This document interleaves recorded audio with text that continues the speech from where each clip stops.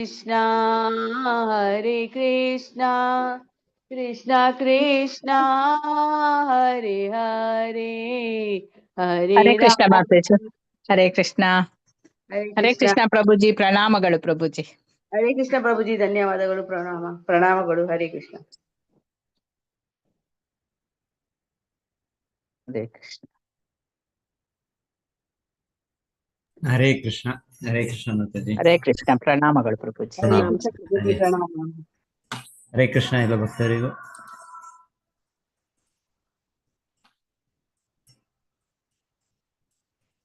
ಓಂ ನಮೋ ಭಗವತೆ ವಾಸುದೇವಾಯ.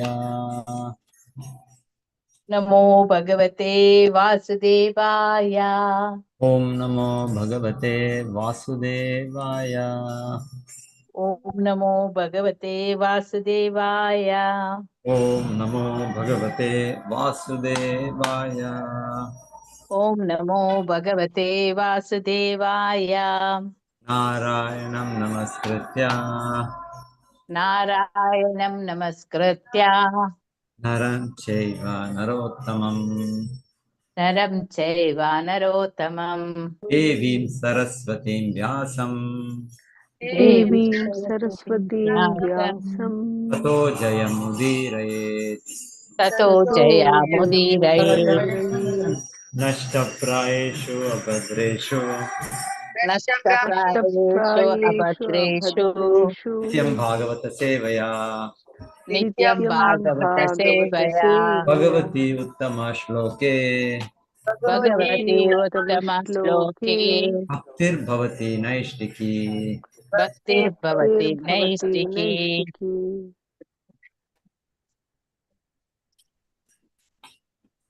ಶ್ರೀಮದ್ ಭಾಗವತ 4ನೇ ಸ್ಕಂದ 12ನೇ ಅಧ್ಯಾಯ ಶ್ಲೋಕ 15. ಧ್ರುವ ಮಹಾರಾಜನು ಭಗವದ್ಧಾಮಕ್ಕೆ ಮರಳುತ್ತಾನೆ.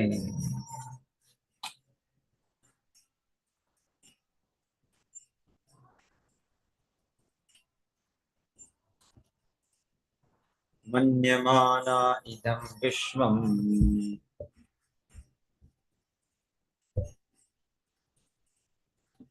ಮನ್ಯಮಾನ ಇದಂ ವಿಶ್ವಂ ಮನ್ಯಮಾನ ಇದಂ ವಿಶ್ವಂ ಮನ್ಯಮಾನ ಇದಂ ವಿಶ್ವಂ ಮಾಯಾ ರಚಿತಮಾತ್ಮನಿ ಮಾಯಾ ರಚಿತಮಾತ್ಮನಿ ಮಾಯಾ ರಚಿತಮಾತ್ಮನಿ ಮಾಯಾ ರಚಿತಮಾತ್ಮನಿ ಅವಿದ್ಯಾ ರಚಿತ ಸ್ವಪ್ನ ಅವಿದ್ಯಾ ರಚಿತ ಸ್ವಪ್ನ ಅವಿದ್ಯಾ ರಚಿತ ಸ್ವಪ್ನ ಅವಿದ್ಯಾ ರಚಿತ ಸ್ವಪ್ನ ಗಂಧರ್ವ ನಗರೋಪಮಂ ಗಂಧರ್ವ ನಗರೋಪಮಂ ಗಂಧರ್ವ ನಗರೋಪಮಂ ಗಂಧರ್ವ ನಗರೋಪಮಂ ಮನ್ಯಮಾನ ಇದಂ ವಿಶ್ವಂ ಮನ್ಯಮಾನ ಇದಂ ವಿಶ್ವಂ ಮಾಯಾ ರಚಿತಮಾತ್ಮನಿ ಮಾಯಾ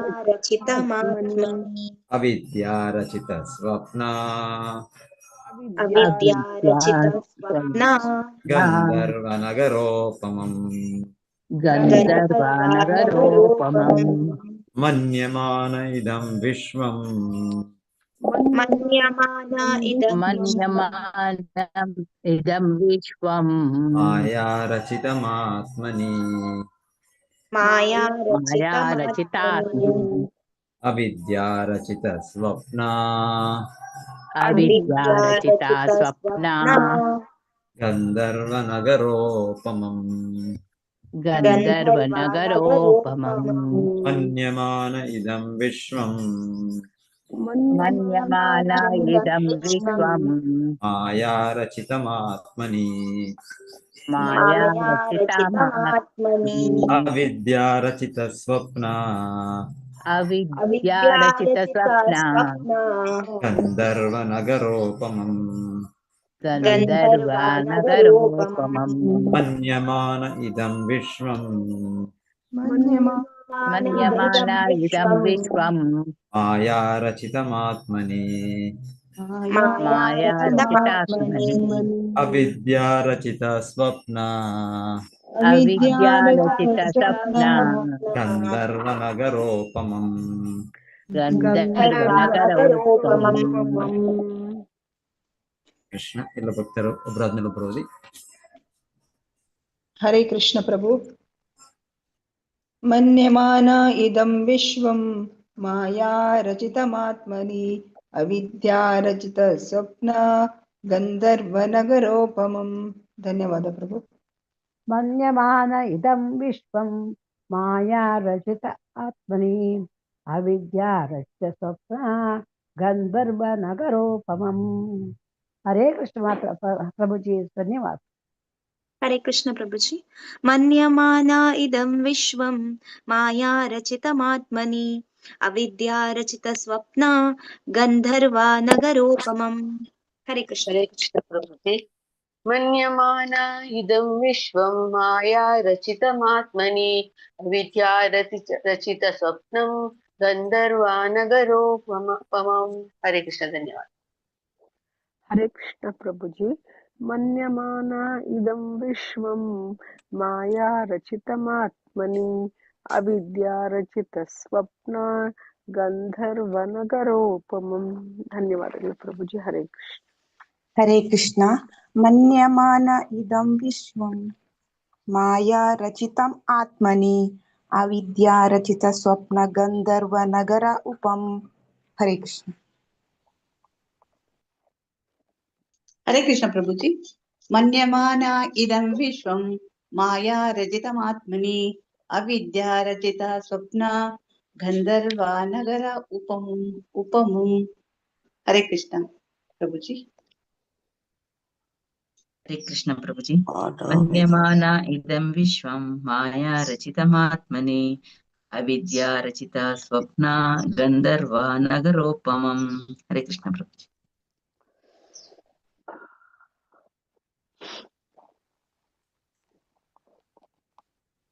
ಮನ್ಯಮಾನಃ ಮನ್ಯಮಾನಃ ಅರಿಯುತ್ತ ಅರಿಯುತ್ತ ಇದಂ ಇದಂ ಈ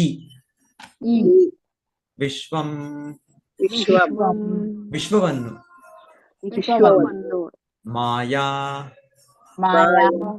ಬಹಿರಂಗ ಶಕ್ತಿಯಿಂದ ಶಕ್ತಿಯಿಂದ ರಚಿತಂ ಉತ್ಪಾದಿತವಾದದ್ದು ಆತ್ಮನಿ ಜೀವಿಗೆ ಅವಿದ್ಯಾ ಮಾಯೆಯಿಂದ ರಚಿತ ಸೃಷ್ಟಿಸಿದ ಸ್ವಪ್ನ ಕನಸಿನ ಗಂಧರ್ವನಗರ ಭ್ರಾಂತಿಯಿಂದ ತೋರುವ ಉಪಮಂ ಹಾಗೆ. ಅನುವಾದ ಮತ್ತು ಭಾವಾರ್ಥ ಶಿಲ ಪ್ರಭುಪಾದರಿಂದ ಶಿಲ ಪ್ರಭುಪಾದರಿಗೆ ಜಯ. ಈ ವಿಶ್ವದ ಅಭಿವ್ಯಕ್ತಿಯು ಜೀವಿಗಳನ್ನು ಸ್ವಪ್ನ ಅಥವಾ ಭ್ರಾಮಕ ಲೋಕದಂತೆ ದಿಗ್ಭ್ರಮೆಗೊಳಿಸುತ್ತದೆ, ಏಕೆಂದರೆ ಇದು ಭಗವಂತನ ಮಾಯಾಶಕ್ತಿಯ ಅಥವಾ ಬಹಿರಂಗ ಶಕ್ತಿಯ ಸೃಷ್ಟಿ ಎಂಬುದನ್ನು ಶ್ರೀಲ ಧ್ರುವ ಮಹಾರಾಜನು ಸಾಕ್ಷಾತ್ಕರಿಸಿಕೊಂಡನು. ನನ್ನ ಹಿಂದೆ ಹೇಳಿ. ಈ ವಿಶ್ವದ ಅಭಿವ್ಯಕ್ತಿಯು ಜೀವಿಗಳನ್ನು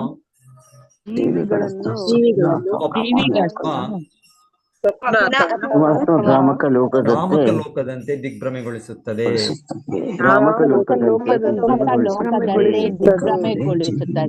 ಏಕೆಂದರೆ ಇದು ಭಗವಂತನ ಮಾಯಾಶಕ್ತಿಯ ಅಥವಾ ಬಹಿರಂಗ ಶಕ್ತಿಯ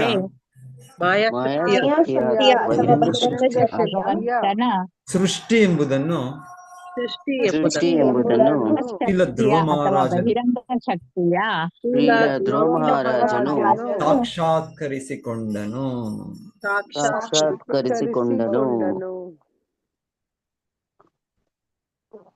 ಪ್ರಭು ಓದುವ ಮೊದ್ಲೇ ಹೇಳ್ತೀರಾ ಅವ್ರು? ಚಂದ್ರಿಕಾ ಮಾತಾಜಿ ಇಲ್ಲವಾ? ಚೈತನ್ಯ ಮಾತಾಜಿ ಓದಿ. ಹರೇ ಕೃಷ್ಣ ಮಾತಾಜಿ. ಅನುವಾದ ಮತ್ತು ಭಾವಾರ್ಥ ಶ್ರೀಲ ಪ್ರಭುಪಾದರಿಂದ ಶ್ರೀಲ ಪ್ರಭುಪಾದರಿಗೆ ಜಯವಾಗಲಿ. ನಿಬಿಡವಾದ ಅರಣ್ಯದಲ್ಲಿ ದೊಡ್ಡ ಅರಮನೆಗಳು, ಸುಂದರ ನಗರಗಳು ಇರುವುದು ಎಂಬುದಾಗಿ ಕೆಲವು ವೇಳೆ ತೋರುತ್ತದೆ. ಪಾರಿಭಾಷಿಕವಾಗಿ ಅದನ್ನು ಗಂಧರ್ವ ನಗರ ಎಂದು ಕರೆಯಲಾಗಿದೆ. ಹೀಗೆಯೇ ಸ್ವಪ್ನದಲ್ಲೂ ಕಲ್ಪನೆಯಿಂದಾಗಿ ಅನೇಕ ಅಸತ್ಯ ವಸ್ತುಗಳನ್ನು ಸೃಷ್ಟಿಸಿಕೊಳ್ಳುತ್ತೇವೆ. ಸಾಕ್ಷಾತ್ಕಾರ ಪಡೆದುಕೊಂಡ ವ್ಯಕ್ತಿ ಅಥವಾ ಭಕ್ತನು ಈ ಭೌತಿಕ ವಿಶ್ವದ ಪ್ರದರ್ಶನವು ತಾತ್ಕಾಲಿಕ ಸತ್ಯವಾಗಿ ಕಾಣುವ ಮಾಯಾ ಪ್ರತಿನಿಧಿ ಎಂದು ಚೆನ್ನಾಗಿ ಅರಿತುಕೊಳ್ಳುತ್ತಾನೆ. ಇದು ಭ್ರಾಮಕ ಲೋಕದಂತಿರುತ್ತದೆ. ಆದರೆ ಈ ಛಾಯಾ ಸೃಷ್ಟಿಯ ಹಿಂದೆ ನೈಜತೆ ಇದೆ. ಅದು ಆಧ್ಯಾತ್ಮ ಲೋಕ. ಭಕ್ತನು ಆಧ್ಯಾತ್ಮ ಲೋಕದಲ್ಲಿ ಆಸಕ್ತಿ ಹೊಂದಿರುತ್ತಾನೆ, ಆದರೆ ಛಾಯೆಯಲ್ಲ. ಭಕ್ತನು ಪರಮಸತ್ಯದ ಸಾಕ್ಷಾತ್ಕಾರವನ್ನುಳ್ಳವನಾದ್ದರಿಂದ ಅವನು ಸತ್ಯದ ತಾತ್ಕಾಲಿಕ ಛಾಯೆಯಲ್ಲಿ ಆಸಕ್ತನಾಗಿರುವುದಿಲ್ಲ. ಇದು ಭಗವದ್ಗೀತೆಯಲ್ಲಿ ದೃಢವಾಗಿದೆ. ಪರಮ ದೃಷ್ಟ ನಿವರ್ತತೆ. ಹರೇ ಕೃಷ್ಣ ಪ್ರಭುಜಿ.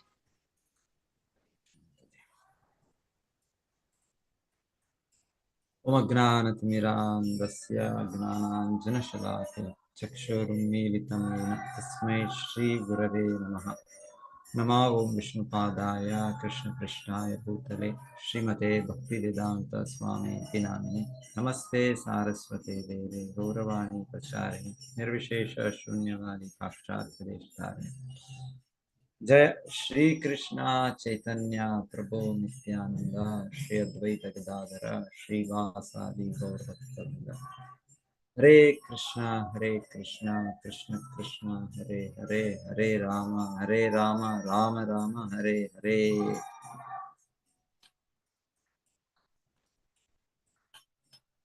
ಮನ್ಯಮಾನ ಇದಂ ವಿಶ್ವಂ ಮಾಯಾ ರಚಿತಮಾತ್ಮನಿ ಅವಿದ್ಯಾರಚಿತ ಸ್ವಪ್ನ ಗಂಧರ್ವ ನಗರೋಪಮಂ. ಈ ವಿಶ್ವದ ಅಭಿವ್ಯಕ್ತಿಯು ಜೀವಿಗಳನ್ನು ಸ್ವಪ್ನ ಅಥವಾ ಭ್ರಾಮಕ ಲೋಕದಂತೆ ದಿಗ್ಭ್ರಮೆಗೊಳಿಸುತ್ತದೆ, ಏಕೆಂದರೆ ಇದು ಭಗವಂತನ ಮಾಯಾಶಕ್ತಿಯ ಅಥವಾ ಬಹಿರಂಗ ಶಕ್ತಿಯ ಸೃಷ್ಟಿ ಎಂಬುದನ್ನು ಶ್ರೀಲ ಧ್ರುವ ಮಹಾರಾಜನು ಸಾಕ್ಷಾತ್ಕರಿಸಿದ.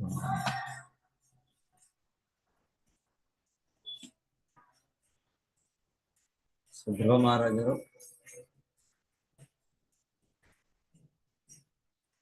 ಅವರಿಗೆ ಈ ಸಾಕ್ಷಾತ್ಕಾರ ಇದೆ ಅವರಿಗೆ, ಯಾಕಂದ್ರೆ ಭಗವಂತನ ಶುದ್ಧ ಭಕ್ತರು, ಮಹಾಭಾಗವತರು. ಸೊ ಈ ಸಾಕ್ಷಾತ್ಕಾರ ಅವ್ರಿಗೆ ಸಿಕ್ಕಿದೆ. ಸೊ ಈ ಸಾಕ್ಷಾತ್ಕಾರ ಇದು ಭಗವಂತನ ಅನುಗ್ರಹ. ಇದು ಇಲ್ಲ ಅಂದ್ರೆ ಭೌತಿಕ ಜಗತ್ತು ನಮಗೆ ಬಹಳ ಭ್ರಮಾತ್ಮಕವಾಗಿ ಅಂದ್ರೆ ಇಲ್ಲಿ ಹೇಳ್ತಾ ಇದ್ದಾರೆ, ಇಲ್ಲಿ ಉದಾಹರಣೆ ಹೇಳ್ತಾರೆ, ಗಂಧರ್ವಪುರ ಅಂತ ಹೇಳ್ತಾರೆ. ಗಂಧರ್ವಪುರ ಅಂದ್ರೆ ಹೇಳೋದು ಗಂಧರ್ವಪುರ ಅಂದ್ರೆ ಅದು ಆ ರೀತಿಯ ಒಂದು ಪುರ, ಆ ರೀತಿಯ ಒಂದು ನಗರ ಇಲ್ಲ, ಆದ್ರೆ ಇರೋ ತರ ಅನ್ಸುತ್ತೆ. ಸೊ ಎಲ್ಲಿ ಅಂತ ಹೇಳಿದ್ರೆ ಇದು ಹೇಳೋದು ಗಂಧರ್ವಪುರ ಅಂದ್ರೆ ಸಂಸ್ಕೃತ ಭಾಷೆಯಲ್ಲಿ ಇದರ ಒಂದು ಇದು ಹೇಳೋದು ಕಾಡಿನಲ್ಲಿ, ಅರಣ್ಯದಲ್ಲಿ. ದಟ್ಟ ಅರಣ್ಯ ಇರುತ್ತೆ. ಆ ಕಾಡಿನ ಮಧ್ಯೆ ಹೋದಾಗ ಅಲ್ಲಿ ಏನು ಇಲ್ಲ, ಅಲ್ಲಿ ಏನು ಯಾರು ಇರ್ಲಿಕ್ಕೆ ಸಾಧ್ಯ ಇಲ್ಲ. ಕಾಡು ಪ್ರದೇಶ, ಅರಣ್ಯ ಪ್ರದೇಶ, ಅಲ್ಲಿ ಎಲ್ಲಾದ್ರೂ ನಗರಗಳಿರಕ್ಕೆ ಸಾಧ್ಯ ಇಲ್ಲ. ಸೊ ನಗರಗಳನ್ನ ಮಾಡ್ಬೇಕು ಅಂದ್ರೆ ಅರಣ್ಯವನ್ನು ಅಥವಾ ಅರಣ್ಯ ದಟ್ಟವಾದ ಅರಣ್ಯವನ್ನು, ಆ ಗಿಡಗಳನ್ನು ಮರಗಳನ್ನೆಲ್ಲ ಹೊಡೆದು ಮತ್ತೆ ಅದರ ಸೃಷ್ಟಿ ಮಾಡ್ಬೇಕು. ಆದ್ರೆ ಒಮ್ಮೊಮ್ಮೆ ಅರಣ್ಯದ ಮಧ್ಯೆ ಆತರ ಅನ್ಸುತ್ತೆ ಅಂತ ಹೇಳಿ ಅಲ್ಲಿ ಹೋದ್ರೆ, ಅಲ್ಲಿ ನನಗೆ ಅನುಭವ ಇಲ್ಲ ಆ ರೀತಿ ಮಧ್ಯೆ ಹೋಗೋದು, ಆದ್ರೆ ಯಾರು ಹೋಗಿರೋರು ಹೇಳ್ಬೋದು ಅವರ ಅನುಭವ. ಹೋದ್ರೆ ಅಲ್ಲಿ ಆದ ಪ್ರದೇಶಗಳ ಮಧ್ಯದಲ್ಲಿ ಕಾಣಿಸ್ಬೋದು ಅವ್ರಿಗೆ. ಅಲ್ಲಿ ಕಾಣಿಸ್ಬಿಟ್ಟು ಅವ್ರಿಗೆ ಈ ಸದ್ಯದಲ್ಲಿ ಹತ್ತಿರದಲ್ಲೇ ಒಂದು ನಗರ ಇದೆ, ಒಂದು ದೊಡ್ಡ ದೊಡ್ಡ ಏನು ಪ್ಯಾಲೇಸಸ್ ದೊಡ್ಡ ದೊಡ್ಡ ಕಟ್ಟಡಗಳು ಕೂಡ ಇದೆ, ಆತರನೂ ಅನ್ಸುತ್ತೆ. ಹತ್ತಿರದಲ್ಲೇ ಮೋಸ್ಟ್ಲಿ ಬಂದ್ಬಿಟ್ವಿ ನಾವು, ಅರಣ್ಯ ಮಧ್ಯದಲ್ಲಿ ಸಿಕ್ಕಾಕೊಂಡ್ಬಿಟ್ಟಿದ್ದೇವೇನೋ, ಆದ್ರೆ ಹತ್ತಿರದಲ್ಲೇ ಇದೆ ದೊಡ್ಡ ಒಂದು ನಗರವೇ ಇದೆ, ಇಲ್ಲಿ ದೊಡ್ಡ ನಗರ ಇದೆ, ಅದ್ಭುತವಾದ ನಗರದಲ್ಲಿ. ಆ ತರ ಒಂದು ಅನಿಸುವ ಒಂದು ಇದು. ಅದನ್ನು ಗಂಧರ್ವಪುರ ಅಂತ ಹೇಳ್ತಾರೆ. ಸೊ ಆ ತರ ದಟ್ಟ ಅರಣ್ಯ ಮಧ್ಯೆಯಲ್ಲಿ ಆ ಒಂದು ದೊಡ್ಡ ನಗರ, ಕಟ್ಟಡಗಳಿರೋದು ಸಾಧ್ಯ ಇಲ್ಲ. ಆದ್ರೆ ಆ ರೀತಿಯ ಒಂದು ಕಲ್ಪನೆ, ಅದನ್ನು ಗಂಧರ್ವ ನಗರ ಅಂತ ಹೇಳ್ತಾರೆ, ಗಂಧರ್ವಪುರ ಅಂತ ಹೇಳ್ತಾರೆ. ಇಲ್ಲ ಅಂದ್ರೆ ಒಂದ್ಸಲ ನಮ್ಗೆ ಇದ್ರಲ್ಲಿ ಅನುಭವ ಇರುತ್ತೆ. ಮರೀಚಿ ಅಂದ್ರೆ ಏನದು, ಅದು ಏನ್ ಹೇಳ್ತೇವೆ ಮಿರೇಜ್ಗೆ ಕನ್ನಡದಲ್ಲಿ ಅಲ್ಲಿ ನೀರು ಇದರಲ್ಲಿ ಯಾವ್ದ್ರಲ್ಲಿ ಮರುಭೂಮಿಯಲ್ಲಿ ನೀರಿರೋ ತರ ಅನ್ಸುತ್ತೆ. ಅದಕ್ಕೆ ಮರೀಚೆ ಹೇಳೋದು ಕನ್ನಡ. ಮರೀಚಿಕೆ. ಓಕೆ, ಧನ್ಯವಾದ. ಮರೀಚಿಕೆ. ಸೊ ಇದರಲ್ಲಿ ನೀರಿಲ್ಲ ಎಲ್ಲಿ, ಒಂದು ಮರುಭೂಮಿಯಲ್ಲಿ. ಆದರೆ ದೂರದಲ್ಲಿ ಆ ಒಂದು ಸೂರ್ಯದ ಕಿರಣಗಳ ಇದರಿಂದಾನೋ ಇನ್ನೊಂದರಿಂದಾನೋ ಆ ರೀತಿಯ ಒಂದು ಕಾಣಿಸುತ್ತೆ ದೂರದಲ್ಲಿ ನಮ್ಗೆ. ಏನೋ ನೀರಿರೋ ರೀತಿಯಲ್ಲಿ ಅದು ನೀರಂದ್ರೆ ಅದು ಹರಿಯುವಂಥದ್ದು, ಅದು ಲಿಕ್ವಿಡ್. ಅದು ಹಾಗೆ ಅದಕ್ಕೆ ಅದು ಒಂದು ಇದು ಮಾಡೋ ಇದಿರುತ್ತೆ, ಶೇಕಿಂಗ್ ಒಂದು ಇದಿರುತ್ತೆ. ಹಾಗೆ ಅನ್ಸುತ್ತಂತೆ ಅದು. ಅಲ್ಲಿ ಸದ್ಯಕ್ಕೆ ಹತ್ತಿರದಲ್ಲೇ ಇದ್ದೇನೆ ನಾನು. ನೀರಿನ ಒಂದು ಇದಿರೋದ್ರಿಂದ, ಕಾಲುವೆನೋ ಇನ್ನೊಂದರ ಇರೋದ್ರಿಂದ ನನ್ನ ಒಂದು ಬಾಯಾರಿಕೆ ನಾನು ಇದನ್ನು ಪೂರೈಸ್ಕೊಳ್ಬೋದು ಅನ್ಸುತ್ತೆ. ಆದ್ರೆ ಇನ್ನ ಮುಂದೆ ಹೋದ್ರೆ ಇಲ್ಲ, ಮರೀಚಿಕೆ ಅದರ ಪರ್ಟಿಕ್ಯುಲರ್ ಹೇಳ್ತಾರೆ ಅಲ್ಲಿರುವ ಒಂದೊಂದು ಪ್ರಾಣಿಗಳಿಗೆ ಆತರ ಆಗುತ್ತೆ. ಮನುಷ್ಯನಲ್ಲೇ ಸ್ವಲ್ಪ ಬುದ್ಧಿ ಇದೆ, ಗೊತ್ತು, ಇನ್ನೊಂದು ಅನುಭವದಿಂದ ಮತ್ತೆ ಇನ್ನೊಬ್ಬ ಇದನ್ನ ಕೇಳಿದ್ರಿಂದ ಇದು ಹೇಗೆ ಮರುಭೂಮಿಯಲ್ಲಿ ನೀರು ಇರಕ್ಕೆ ಸಾಧ್ಯ. ಹಾಗೆ ಇದು ಇಲ್ಲ, ಇದು ನಾನು ಕೇವಲ ನನಗೆ ಆತರ ಕಾಣಿಸ್ತಾ ಇದೆ ಅಂತ ಆದ್ರೆ ಅಟ್ಲೀಸ್ಟ್ ಮನುಷ್ಯನಿಗೆ ಅನ್ನಿಸ್ಬೋದು. ಆದ್ರೆ ಪ್ರಾಣಿಗಳಿಗೆ ಪಾಪ ಅವರಿಗೆ ಆ ಜ್ಞಾನ ಇಲ್ಲ ಅವರಿಗೆ. ಸೊ ಹೇಳ್ತಾರೆ ಅವರು ಈ ರೀತಿ ಅವರು ಇಲ್ಲ ಇದೆ ಈ ಒಂದು ಮರುಭೂಮಿಯಲ್ಲೂ ಕೂಡ ನೀರಿದೆ ಅಂತ ಅದು ಹೋಗುತ್ತೆ. ಯಾಕಂದ್ರೆ ಪ್ರಾಣಿ ಜೀವನದಲ್ಲಿ ಅದರ ಬುದ್ಧಿ, ಅದರ ಮೆದುಳು ಅಷ್ಟು ಬೆಳವಣಿಗೆ ಇಲ್ಲ. ಸೊ ಹಾಗೆ ಅದು ಅಲ್ಲಿಂದ ಇನ್ನೂ ಹೋಗುತ್ತಂತೆ. ನಂಗೆ ಆಯ್ತು, ನೀರು ಸಿಕ್ತು ಅಂತ. ಸೊ ಹಾಗೆ ನಮಗೆ ನಮ್ಮ ಜೀವನ ಹೇಳೋದು ಭೌತಿಕ ಪ್ರಪಂಚ, ಇದು ಆಧ್ಯಾತ್ಮಿಕ ಪ್ರಪಂಚವಲ್ಲ ಇದು. ಸೊ ಭೌತಿಕ ಪ್ರಪಂಚ, ಇಲ್ಲಿ ಸುಖ ಇಲ್ಲ, ಇಲ್ಲಿ ಆನಂದ ಇಲ್ಲ, ಇದು ತಾತ್ಕಾಲಿಕವಾದ ಪ್ರದೇಶ, ಸಂಪೂರ್ಣ ಅಜ್ಞಾನದಿಂದ ತುಂಬದ್ದು. ಇಲ್ಲಿ ಆನಂದ ಸುಖ ಅನ್ನೋದು ಇಲ್ಲವೇ ಇಲ್ಲ. ಆದ್ರೆ ನಮಗೆ ಅನ್ಸುತ್ತೆ, ನಮಗೆ ಇಲ್ಲ ಇಲ್ಲಿ ಸುಖ ಇದೆ, ಇಲ್ಲಿ ಆನಂದ ಇದೆ ಅಂತ ನಮಗೆ ತುಂಬಾ ಒಂದು ಇದರ ಮೇಲೆ ಭರವಸೆ ಇದೆ, ಒಂದು ದೃಢ ನಂಬಿಕೆ ಇದೆ, ನಮ್ಗೆ ವಿಶ್ವಾಸ ಇದೆ. ಸೊ ಒಬ್ಬ ಆಚಾರ್ಯರು ಪ್ರಾರ್ಥನೆ ಮಾಡ್ತಾರೆ. ಯಾರವರು? ಕವಿ ಒಬ್ಬರು ವಿದ್ಯಾಪತಿ ಅಂತ. ಸೊ ಅವರು ಹೇಳ್ತಾರೆ, ತಾಕಲ ಸೈಕತೆ ವಾರಿ ಬಿಂದು ಸಮ ಸೂತಮಿತ ರಮಣಿ ಸಮಾಜ. ಸೊ ಅವ್ರು ಹೇಳೋದು ತಾಕಲ ಸೈಕತೆ ಅಂದ್ರೆ ಇಲ್ಲಿ ನಮ್ಮ ಭೌತಿಕ ಜಗತ್ತಿನಲ್ಲಿ ಆನಂದ ಹೇಗೆ ಅಂದ್ರೆ, ಆನಂದ ಇದೆ, ಒಂದು ರೀತಿ ಆನಂದ ಇಲ್ಲ ಅಂತಲ್ಲ, ಸ್ವಲ್ಪ ಮಟ್ಟಿಗೆ ಆನಂದ ಇದೆ, ಇಂದ್ರಿಯ ಸುಖ ಇದೆ, ಭೌತಿಕ ಆನಂದ. ಆದ್ರೆ ಹೇಗೆ ಅಂದ್ರೆ ಅದು ಇದರಲ್ಲಿ ಮರುಭೂಮಿಯಲ್ಲಿ ತಾಕಲ ಸೈಕತೆ ವಾರಿ ಬಿಂದು ಸಮ. ವಾರಿ ಅಂದ್ರೆ ನೀರು, ಬಿಂದು ಅಂದ್ರೆ ಒಂದು ತೊಟ್ಟು. ಸೊ ಮರುಭೂಮಿಯಲ್ಲಿ ನೀರು ಬೇಕು, ಅಗತ್ಯ ಇದೆ. ಅಕಸ್ಮಾತ್ ಅಲ್ಲಿ ನೀರು ಬಂದ್ರೆ ನಾವು ಅದನ್ನ ಫಲವತ್ತಾಗಿ ಅದನ್ನ ಸಮೃದ್ಧಿಯಾಗಿ ಮಾಡ್ಬೋದು. ಅಲ್ಲೂ ಕೂಡ ನಾವು ಗಿಡ ಮರಗಳನ್ನು ಬೆಳೆಸ್ಬೋದು, ಹಣ್ಣು ಹಂಪಲುಗಳನ್ನು ಪಡಿಬಹುದು. ಸೊ ಅಷ್ಟು ಜಾಗ, ಅಷ್ಟು ಸ್ಥಳ, ಇದು ವ್ಯರ್ಥ ಆಗ್ತಾ ಇದೆ ಎಲ್ಲ. ಇದು ಅದನ್ನೇನಾದ್ರೂ ಸದುಪಯೋಗ ಮಾಡೋಣ ಅಂತ ಮಾಡಕ್ಕೆ ನಾವು ಪ್ರಯತ್ನ ಮಾಡ್ಬೋದು ನಾವು. ಆದ್ರೆ ಮರುಭೂಮಿಗೆ ಎಷ್ಟು ನೀರು ಬೇಕು? ಮರುಭೂಮಿಗೆ ಒಂದು ಸಮುದ್ರದ ಇಲ್ಲ ಒಂದು ನದಿ ಹರಿದು ಬಂದು ಆ ರೀತಿ ನೀರು ಬೇಕು. ಅವಾಗ ಏನಾದ್ರೂ ಬದಲಾವಣೆ ಮಾಡ್ಬೋದು ಆ ಭೂಮಿಗೆ ಒಂದು ತೊಟ್ಟು ನೀರು ಬಿದ್ರೆ ಹೀಗೆ. ಸೊ ಅದೇ ರೀತಿಯಲ್ಲಿ ಹೇಳ್ತಾರೆ, ನಮಗೆಲ್ಲರೂ ಕೂಡ ಆಂತರ್ಯವಾಗಿ ನಾವು ಅಪರಿಮಿತ ಆನಂದವನ್ನು ನಾವು ಅಪೇಕ್ಷಿಸ್ತಿದ್ದೇವೆ. ಸಚ್ಚಿದಾನಂದ ಸ್ವರೂಪಿ ನಾವು. ಹಾಗೆ ನಮ್ಗೆ ಆನಂದದ ಹಂಬಲಿಕೆ ಇದೆ. ಆನಂದಮಯೋ ಅಭ್ಯಾಸಾತ್. ಸೊ ಭಗವಂತನ ಆನಂದಮಯೋ ಅಭ್ಯಾಸಾತ್, ನಾವು ಅವನ ಅಂಶವಾಗಿ ನಮಗೂ ಕೂಡ ಅದು ಸಹಜ ಸ್ವಭಾವ ಆನಂದದ ಅಪೇಕ್ಷೆಗೆ. ಆದ್ರೆ ಇಲ್ಲಿ ಹೇಳ್ತಾರೆ, ಇಲ್ಲಿ ಭೌತಿಕ ಜಗತ್ತಲ್ಲಿ ಇಲ್ಲಿ ನಾವು ಅಪೇಕ್ಷೆ ಪಡ್ತಾರೆ ಆನಂದ ಯಾವುದು? ಸೂತ ಮೀತ ರಮಣಿ ಸಮಾಜ. ಸೂತ ಅಂದ್ರೆ ಮಕ್ಕಳು, ಮಿತ ಅಂದ್ರೆ ಏನು ಎಕ್ಸಾಕ್ಟ್ ಆಗಿ ನಂಗೆ ಗೊತ್ತಿಲ್ಲ. ರಮಣಿ ಅಂದ್ರೆ ಒಂದು ಸುಂದರವಾದ ಹೆಂಡತಿ. ಸೊ ಹೀಗೆ ನಮಗೆ ಸಮಾಜ ಒಳ್ಳೆ, ನಮಗೆ ಒಂದು ಬಂಧುಗಳು, ಸ್ನೇಹಿತರು. ಹಾಗೆ ಏನ್ ಹೇಳ್ತಾರೆ,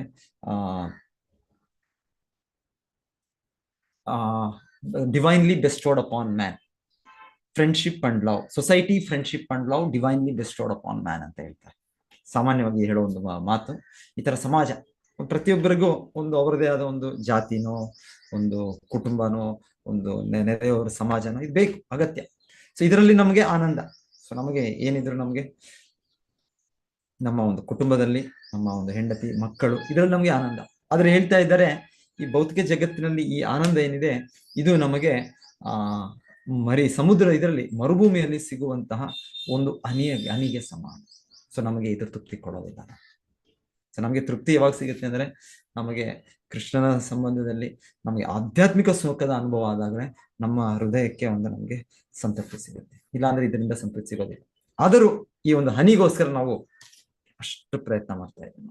ನಾವು ಏನ್ ಮಾಡಕ್ಕೂ ಕೂಡ ನಾವು ತಯಾರಿದ್ದೇವೆ ನಾವು.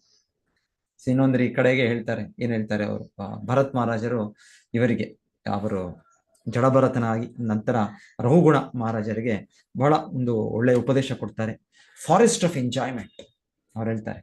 ಫಾರೆಸ್ಟ್ ಆಫ್ ಎಂಜಾಯ್ಮೆಂಟ್ ಅಂದ್ರೆ ಆನಂದದ ಅರಣ್ಯ ಅಂತ ಹೇಳ್ತಾರೆ. ಸೊ ಅರಣ್ಯದಲ್ಲಿ ಏನ್ ಆನಂದ ಇದೆ? ಅರಣ್ಯದಲ್ಲಿ ನಾವು ಮನುಷ್ಯರು, ನಾವು ಜೀವಿಗಳು, ಈ ನಗರದಲ್ಲಿ ಹಳ್ಳಿಯಲ್ಲಿರೋ ಜೀವಿಗಳು ಮನುಷ್ಯರು, ನಮಗೆ ಕಾಡಲ್ಲಿ ಯಾರೋ ಹಾಕ್ಬಿಟ್ಟು ಕಳಿಸ್ಬಿಟ್ಟು ಅಲ್ಲಿ ಆನಂದವಾಗಿರಿ, ನೀವು ಸಮೃದ್ಧಿಯಿಂದ ನೀವಿರಿ, ನೀವು ಎಷ್ಟು ಎಲ್ಲ ನಿಮ್ಗೆ ಎಲ್ಲ ಸ್ಥಳ ನಿಮ್ಮದೇ.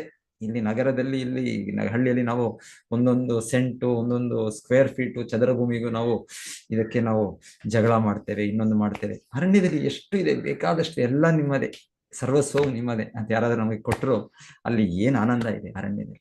ಸೊ ಅವರು ಆ ಹೋಲಿಕೆ ಕೊಡ್ತಾರೆ, ಅರಣ್ಯದ ಆನಂದ, ಫಾರೆಸ್ಟ್ ಆಫ್ ಎಂಜಾಯ್ಮೆಂಟ್. ಒಂದು ಅಧ್ಯಾಯದ ಮೇಲೆ ಅಧ್ಯಾಯ ವಿವರಣೆ. ಭೌತಿಕ ಜಗತ್ತಿನಲ್ಲಿ ನಾವು ಅನ್ಕೊಳ್ತಾ ಇರೋದು ಸುಖ ಇದೆ ಅಂತ, ಆದರೆ ಇಲ್ಲಿ ಸುಖ ಇಲ್ಲ. ಭಗವಂತನು ಭಗವದ್ಗೀತೆಯಲ್ಲಿ ದುಃಖಾಲಯಂ ಅಶಾಶ್ವತಂ, ಇದು ಅನಿತ್ಯವಾದ ಪ್ರದೇಶ, ಇದು ದುಃಖಗಳಿಂದ ಕೂಡಿದ ಪ್ರದೇಶ. ಏನದು? ಆಧ್ಯಾತ್ಮಿಕ ಕ್ಲೇಶ, ಆದಿ ಭೌತಿಕ ಕ್ಲೇಶ, ಆದಿ ದೈವಿಕ ಕ್ಲೇಶ, ಒಂದಾನೊಂದು ಇದು ನಮ್ಗೆ ಪೀಡಿಸ್ಲೇಬೇಕು. ಇದು ಒಂದು ಸಮಯದಲ್ಲಿ ಯಾರೋ ನಮಗೆ ನಮ್ಮ ವೈರಿಗಳಾಗಿ ನಮಗೆ ಅನಿಸ್ಬೋದು, ಅಯ್ಯೋ ಇವರು ನಮ್ಮ ವೈರಿಗಳಾಗ್ಬಿಟ್ಟಿದ್ದಾರೆ, ಶತ್ರುಗಳಾಗ್ಬಿಟ್ಟಿದ್ದಾರೆ, ನಮ್ಮ ಮಿತ್ರರಿಗೆ ಆಗ್ಬಿಟ್ಟಿದ್ದಾರೆ. ಓಕೆ, ಅವ್ರದ್ದು ಸಾಲ್ವ್ ಆಯ್ತು, ಅವ್ರ ಜೊತೆಗೆ ನಾವೇನೋ ಒಂದು ಒಪ್ಪಂದ ಮಾಡ್ಕೊಂಡು ಇನ್ನೊಂದು ಮತ್ತೆ ಮೈತ್ರಿ ಬೆಳೆಸ್ಕೊಂಡು, ಓಕೆ ಅದು ಸಾಲ್ವ್ ಆಯ್ತು. ಆದಿ ಭೌತಿಕ. ಇನ್ನೊಂದು ಶುರು ಆಗುತ್ತೆ ಆಧ್ಯಾತ್ಮಿಕ. ಇನ್ನೊಂದು ನಮಗೆ ವಿಪರೀತ ಬಿಸಿಲು, ವಿಪರೀತ ಚಳಿ, ವಿಪರೀತ ಏನು ಮಳೆ ಬೆಳೆ ಇಲ್ಲ, ಇದೆ ಪ್ರಕೃತಿಯ ವಿಕೋಪ ಬರುತ್ತೆ. ಇಲ್ಲ ಅದು ಕೂಡ ಏನೋ ಒಂದು ಸರಿ ಆಗಿಲ್ಲ, ಎಲ್ಲ ವಾತಾವರಣ ಚೆನ್ನಾಗಿದೆ, ನಮ್ಮ ದೇಹವೇ ನಮಗೆ ಕೊಡುತ್ತೆ. ಇಲ್ಲ ನಮಗೆ ಇವಾಗ ಹೊಸ ಈಗ ರೋಗ ನಮ್ಮಲ್ಲಿ ನಮ್ಮ ವೈದ್ಯರು ಬಂದು ಹೇಳ್ತಾರೆ ಈ ತರ ಇದೆ. ಏನೋ ಒಂದು ಇರ್ಲೇಬೇಕು. ಭೌತಿಕ ಜಗತ್ತು ಅಂದ್ರೆ 3 ತ್ರಿಶೂಲ. ಮಾಯಾದೇವಿ ಅವರು ನಮ್ಮನ್ನು ಒಂದಾನೊಂದು ಇದರಲ್ಲಿ ನಮಗೆ ಪೀಡಿಸ್ತಾನೆ ಇರ್ತಾರೆ. ಯಾಕೆ ಪೀಡಿಸ್ತಾರೆ ಅಂದ್ರೆ ನಾವು ಇದು ಜೈಲಲ್ಲಿ ಇರೋದು. ಜೈಲಲ್ಲಿರೋ ವ್ಯಕ್ತಿಗೆ ಅವರು ಆನಂದವಾಗಿ ಪರಮಾನಂದವಾಗಿರಕ್ಕೆ ಸಾಧ್ಯ ಇಲ್ಲ. ಸೊ ಅಲ್ಲಿ ಅವ್ರಿಗೆ ಒಂದಾನೊಂದು ಶಿಕ್ಷೆ ಕೊಡ್ಲೇ ಇರ್ಬೇಕು. ಅದರಿಂದ ಅವರ ಸ್ವಭಾವ ಏನಿದೆ ಅದು ಬದಲಾಗುತ್ತೆ. ಸೊ ಇದು ಭೌತಿಕ ಜಗತ್ತು. ಭೌತಿಕ ಜಗತ್ತಿನ ನೈಜ ಸ್ವರೂಪ ಇದು. ಆದ್ರೆ ನಮಗೆ ಕಾಣೋದಿಲ್ಲ. ತುಂಬಾ ಚೆನ್ನಾಗಿದೆ, ಇದು ತುಂಬಾ ಆನಂದವಾಗಿದೆ ಅನ್ಸುತ್ತೆ ನಮ್ಗೆ. ಸೊ ಧ್ರುವ ಮಹಾರಾಜರು ಆತರ ಅಲ್ಲ. ಧ್ರುವ ಮಹಾರಾಜರಿಗೆ ಅವ್ರಿಗೆ ಇದು ಮಾಯಾ ರಚಿತ ಆತ್ಮನಿ, ಅವಿದ್ಯಾ ರಚಿತ ಸ್ವಪ್ನ. ಸೊ ಅವ್ರಿಗೆ ಈ ತರ ಅನುಭೂತಿ, ಆತರ ಸಾಕ್ಷಾತ್ಕಾರ ಏನು ಅಂದ್ರೆ ಅವ್ರಿಗೆ ಈ ಜಗತ್ತು ಭಗವಂತನ ಬಹಿರಂಗ ಶಕ್ತಿಯಿಂದ ಸೃಷ್ಟಿಯಾದದ್ದು. ಇದೊಂದು ಗಂಧರ್ವಪುರವಷ್ಟೇ, ಇಲ್ಲಿ ನಿಜವಾದ ಸುಖ ಇಲ್ಲ ಇಲ್ಲಿ. ಮತ್ತೆ ಇದೊಂದು ಸ್ವಪ್ನ ಅಂದ್ರೆ ಕನಸು. ಸೊ ಕನಸಿನಲ್ಲಿ ಏನೇನೋ ಬರುತ್ತೆ ನಮ್ಗೆ, ಕನಸಿನಲ್ಲಿ ಏನೇನೋ ಕಾಣುತ್ತೆ ನಮ್ಗೆ. ಏನೋ ನಾವು ದೊಡ್ಡ ನಾನು ಶ್ರೀಮಂತನಾಗ್ಬಿಟ್ಟೆ, ನಾನು ವಿದ್ಯಾವಂತನಾಗ್ಬಿಟ್ಟೆ, ನಾನು ಪ್ರಧಾನಿನೋ ಅಧ್ಯಕ್ಷನಾಗ್ಬಿಟ್ಟೆ, ನಾನು ಏನೇನೋ ಕನಸಿನಲ್ಲಿ ನಾವು ಕಾಣ್ಬೋದು. ಆದ್ರೆ ಎಚ್ಚರ ಆಗಿದ ತಕ್ಷಣವೇ ಎಲ್ಲ ಕನಸಷ್ಟೇ. ಸೊ ಹಾಗೆ ಈ ವಿವರಣೆ ಹೇಳ್ತಾ ಇರೋದು ಭೌತಿಕವಾಗಿ ನಾವು ಸಾಧಿಸೋದು ಏನು ಕೂಡ ಈ ಕನಸಿನ ಲೋಕ, ಕನಸಿನ ಪ್ರಪಂಚ, ಇದು ನಾವು ನಾನು ಪಡ್ಕೊಂಡ್ಬಿಟ್ಟೆ, ನಾನು ಸಾಧಿಸ್ಬಿಟ್ಟೆ. ಇಲ್ಲ ಒಂದ್ಸಲ ನಾವು ಸ್ವಲ್ಪ ಭಕ್ತಿಯಲ್ಲಿರೋದ್ರಿಂದ ನಾವು ಹೇಳ್ತೇವೆ, ನೋಡಿ ಕೃಷ್ಣನಿಂದ ನನಗೆ ಈ ಸಲ ಸ್ಪೆಷಲ್ ಕೃಪೆ ಸಿಕ್ಬಿಡ್ತು ನನಗೆ, ಹಾಗೆ ನನಗೆ ಈ ತರ ಆಯ್ತು. ಇಲ್ಲ, ಇದೆಲ್ಲ ಇಲ್ಲಪ್ಪ. ಇದು ಭೌತಿಕ ಪ್ರಪಂಚವೇ ಕನಸು. ನಾವಿಲ್ಲಿ ಪ್ರಾಪ್ತಿ ಮಾಡಿದ್ದೆಲ್ಲ ಕನಸಿನಲ್ಲಿ ನಾವು ಗಳಿಸಿದ ವಸ್ತುಗಳಷ್ಟೇ. ಆದ್ರೆ ಈ ಸಾಕ್ಷಾತ್ಕಾರ ನಮಗಿಲ್ಲ. ನಮಗೆ ಈ ಭೌತಿಕ ಇದರಿಂದ ನಾವು ಅಂಟಿಕೊಂಡಿರೋದ್ರಿಂದ ನಮಗೆ ಆ ವ್ಯಾಮೋಹದಲ್ಲಿ ನಮಗೆ ಒಂದು ಅಹಂಕಾರ ಬೆಳೆಯುತ್ತೆ, ಇನ್ನೊಂದು ಗರ್ವ ಬೆಳೆಯುತ್ತೆ, ಇಲ್ಲಾಂದ್ರೆ ಇನ್ನೊಂದು ಬರುತ್ತೆ ನಮ್ಗೆ. ಸೊ ಇಲ್ಲ. ಸೊ ಧ್ರುವ ಮಹಾರಾಜರಿಗೆ ಈ ಭೌತಿಕ ಜಗತ್ತಿನ ಯಥಾ ಸ್ವರೂಪ, ಈ ಜಗತ್ತು ಒಂದು ಕನಸು, ಈ ಜಗತ್ತು ಒಂದು ಗಂಧರ್ವಪುರ, ಈ ರೀತಿಯ ಸಾಕ್ಷಾತ್ಕಾರ ಇದೆ. ಸೊ ಇದು ಭಗವಂತರು ಸೃಷ್ಟಿ ಮಾಡಿದ್ದು. ಇದು ಯಾಕೆ ಸೃಷ್ಟಿ ಮಾಡಿದ್ದು ಒಂದೊಂದ್ಸಲ ಕೇಳ್ತಾರೆ, ಪ್ರಶ್ನೆ ಬರುತ್ತೆ. ಹೇಗೆ ಅಂದ್ರೆ ಹೇಳ್ತಾರೆ, ಒಂದು ಮಗು ಒಂದೊಂದ್ಸಲ ನಮ್ಮ ಮಕ್ಕಳಿದ್ದಾಗ ಏನೇನೋ ಆಸೆಗಳು, ವಿಚಿತ್ರ ಆಸೆಗಳು ಅಂದ್ರೆ ಮಗು ಕೇಳುತ್ತೆ ತಂದೆ ತಾಯಿಗೆ, ನನಗೆ ಆ ಚಂದ್ರ ಬೇಕು ಅಂತ ಕೇಳುತ್ತೆ, ಚಂದಮಾಮ ಬೇಕು. ಸೊ ಅವಾಗ ಏನ್ ಮಾಡ್ತಾರೆ ತಾಯಿ ತಂದೆ, ನಮ್ಗೆ ಚಂದ್ರನ ಕೊಡಕ್ಕಾಗುತ್ತ ಅವರು? ಆದ್ರೂ ಕೂಡ ಒಂದು ಬುದ್ಧಿವಂತ ತಾಯಿ ಅಂದ್ರೆ ಏನ್ ಮಾಡ್ತಾರೆ, ಮಗುಗೆ ಚಂದಮಾಮ ಕೊಡ್ತೀನಿ. ಹೌದು ಮಗು, ನಿನಗೆ ನನ್ನ ಕಂದ, ನಿನಗೆ ಚಂದಮಾಮ ಕೊಡ್ತೀನಿ, ಏನ್ ಬೇಕು ಕೊಡ್ತೀನಿ, ನಾನು ಚಂದಮಾಮ ಕೊಡ್ತೀನಿ ನಿಂಗೆ. ಏನ್ ಕೊಡ್ತೀನಿ, ಹೇಗ್ ಕೊಡ್ತಾರೆ? ಅವ್ರು ಏನ್ ಮಾಡ್ತಾರೆ, ನಮ್ಗೊಂದು ಮಿರರ್ಗೆ ಏನ್ ಹೇಳ್ತೀವಿ ನಾವು, ಕನ್ನಡಿ. ಸೊ ಕನ್ನಡಿ, ಒಂದು ಕನ್ನಡಿಯನ್ನು ತರ್ತಾರೆ. ಕನ್ನಡಿಯನ್ನು ತಾಯಿ ತಂದು ಮಗುಗೆ ಕೊಡ್ತಾರೆ, ತನ್ನ ಮಗುಗೆ. ನೋಡು, ನೀನ್ ಚಂದಮಾಮ ನಿನಗೆ ಕೊಟ್ಬಿಟ್ಟೆ ನಾನು. ಸೊ ಮಗುಗೆ ಖುಷಿ, ಆನಂದ. ಓ, ನನಗೆ ಚಂದಮಾಮ ನನಗೆ ಸಿಕ್ಬಿಡ್ತು. ಚಂದ್ರ ಅಲ್ಲಿದ್ದಾರೆ, ಆದ್ರೆ ಮಗುಗೆ ಆನಂದಕ್ಕೆ ಏನ್ ಮಾಡ್ತಾರೆ ತಾಯಿ, ಚಂದಮಾಮ ಕೊಡ್ತಾರೆ. ಸೊ ಹಾಗೆ ನಮಗೂ ಆಕ್ಚುಲಿ ಇಲ್ಲಿ ಭೌತಿಕ ಜಗತ್ತಿನಲ್ಲಿ ಇಲ್ಲಿ ಆನಂದ ಇಲ್ಲ. ಇಲ್ಲಿ ನಿಜವಾದ ಆನಂದ ಇರೋದು ಆಧ್ಯಾತ್ಮಿಕ ಜಗತ್ತಿನಲ್ಲಿ, ವೈಕುಂಠ ಲೋಕದಲ್ಲಿ, ಕೃಷ್ಣನ ಸಂಬಂಧದಲ್ಲಿ, ಕೃಷ್ಣನ ಸೇವೆಯಲ್ಲಿರೋದು. ಆದ್ರೆ ನಮಗೆ ಅದರ ರೀತಿಯ ಒಂದು ಇಲ್ಲಿ ಪ್ರತಿಬಿಂಬ ಕಾಣಿಸುತ್ತೆ ನಮ್ಗೆ. ಓ, ನನಗೆ ಎಲ್ಲ ಆನಂದ ಇಲ್ಲೇ, ಎಷ್ಟೋ ಸುಖ ಇದೆ ನನಗೆ. ಆದ್ರೆ ಆಕ್ಚುಲಿ ನಮ್ಗೆ ಸಿಗ್ತಾ ಇರೋದು ಅಷ್ಟೇ. ಆ ಮಗುಗೆ ಆ ಚಂದಮಾಮ ಸಿಕ್ತಿರಲ್ಲ ಕನ್ನಡಿಯಲ್ಲಿ, ಅದರಿಂದ ಅದು ಎಲ್ಲರಿಗೂ ತೋರಿಸ್ಕೊಂಡು ಹೋಗುತ್ತೆ. ಅದು, ಅಪ್ಪ ನನಗೆ ಆ ಚಂದಮಾಮ ಸಿಕ್ತು.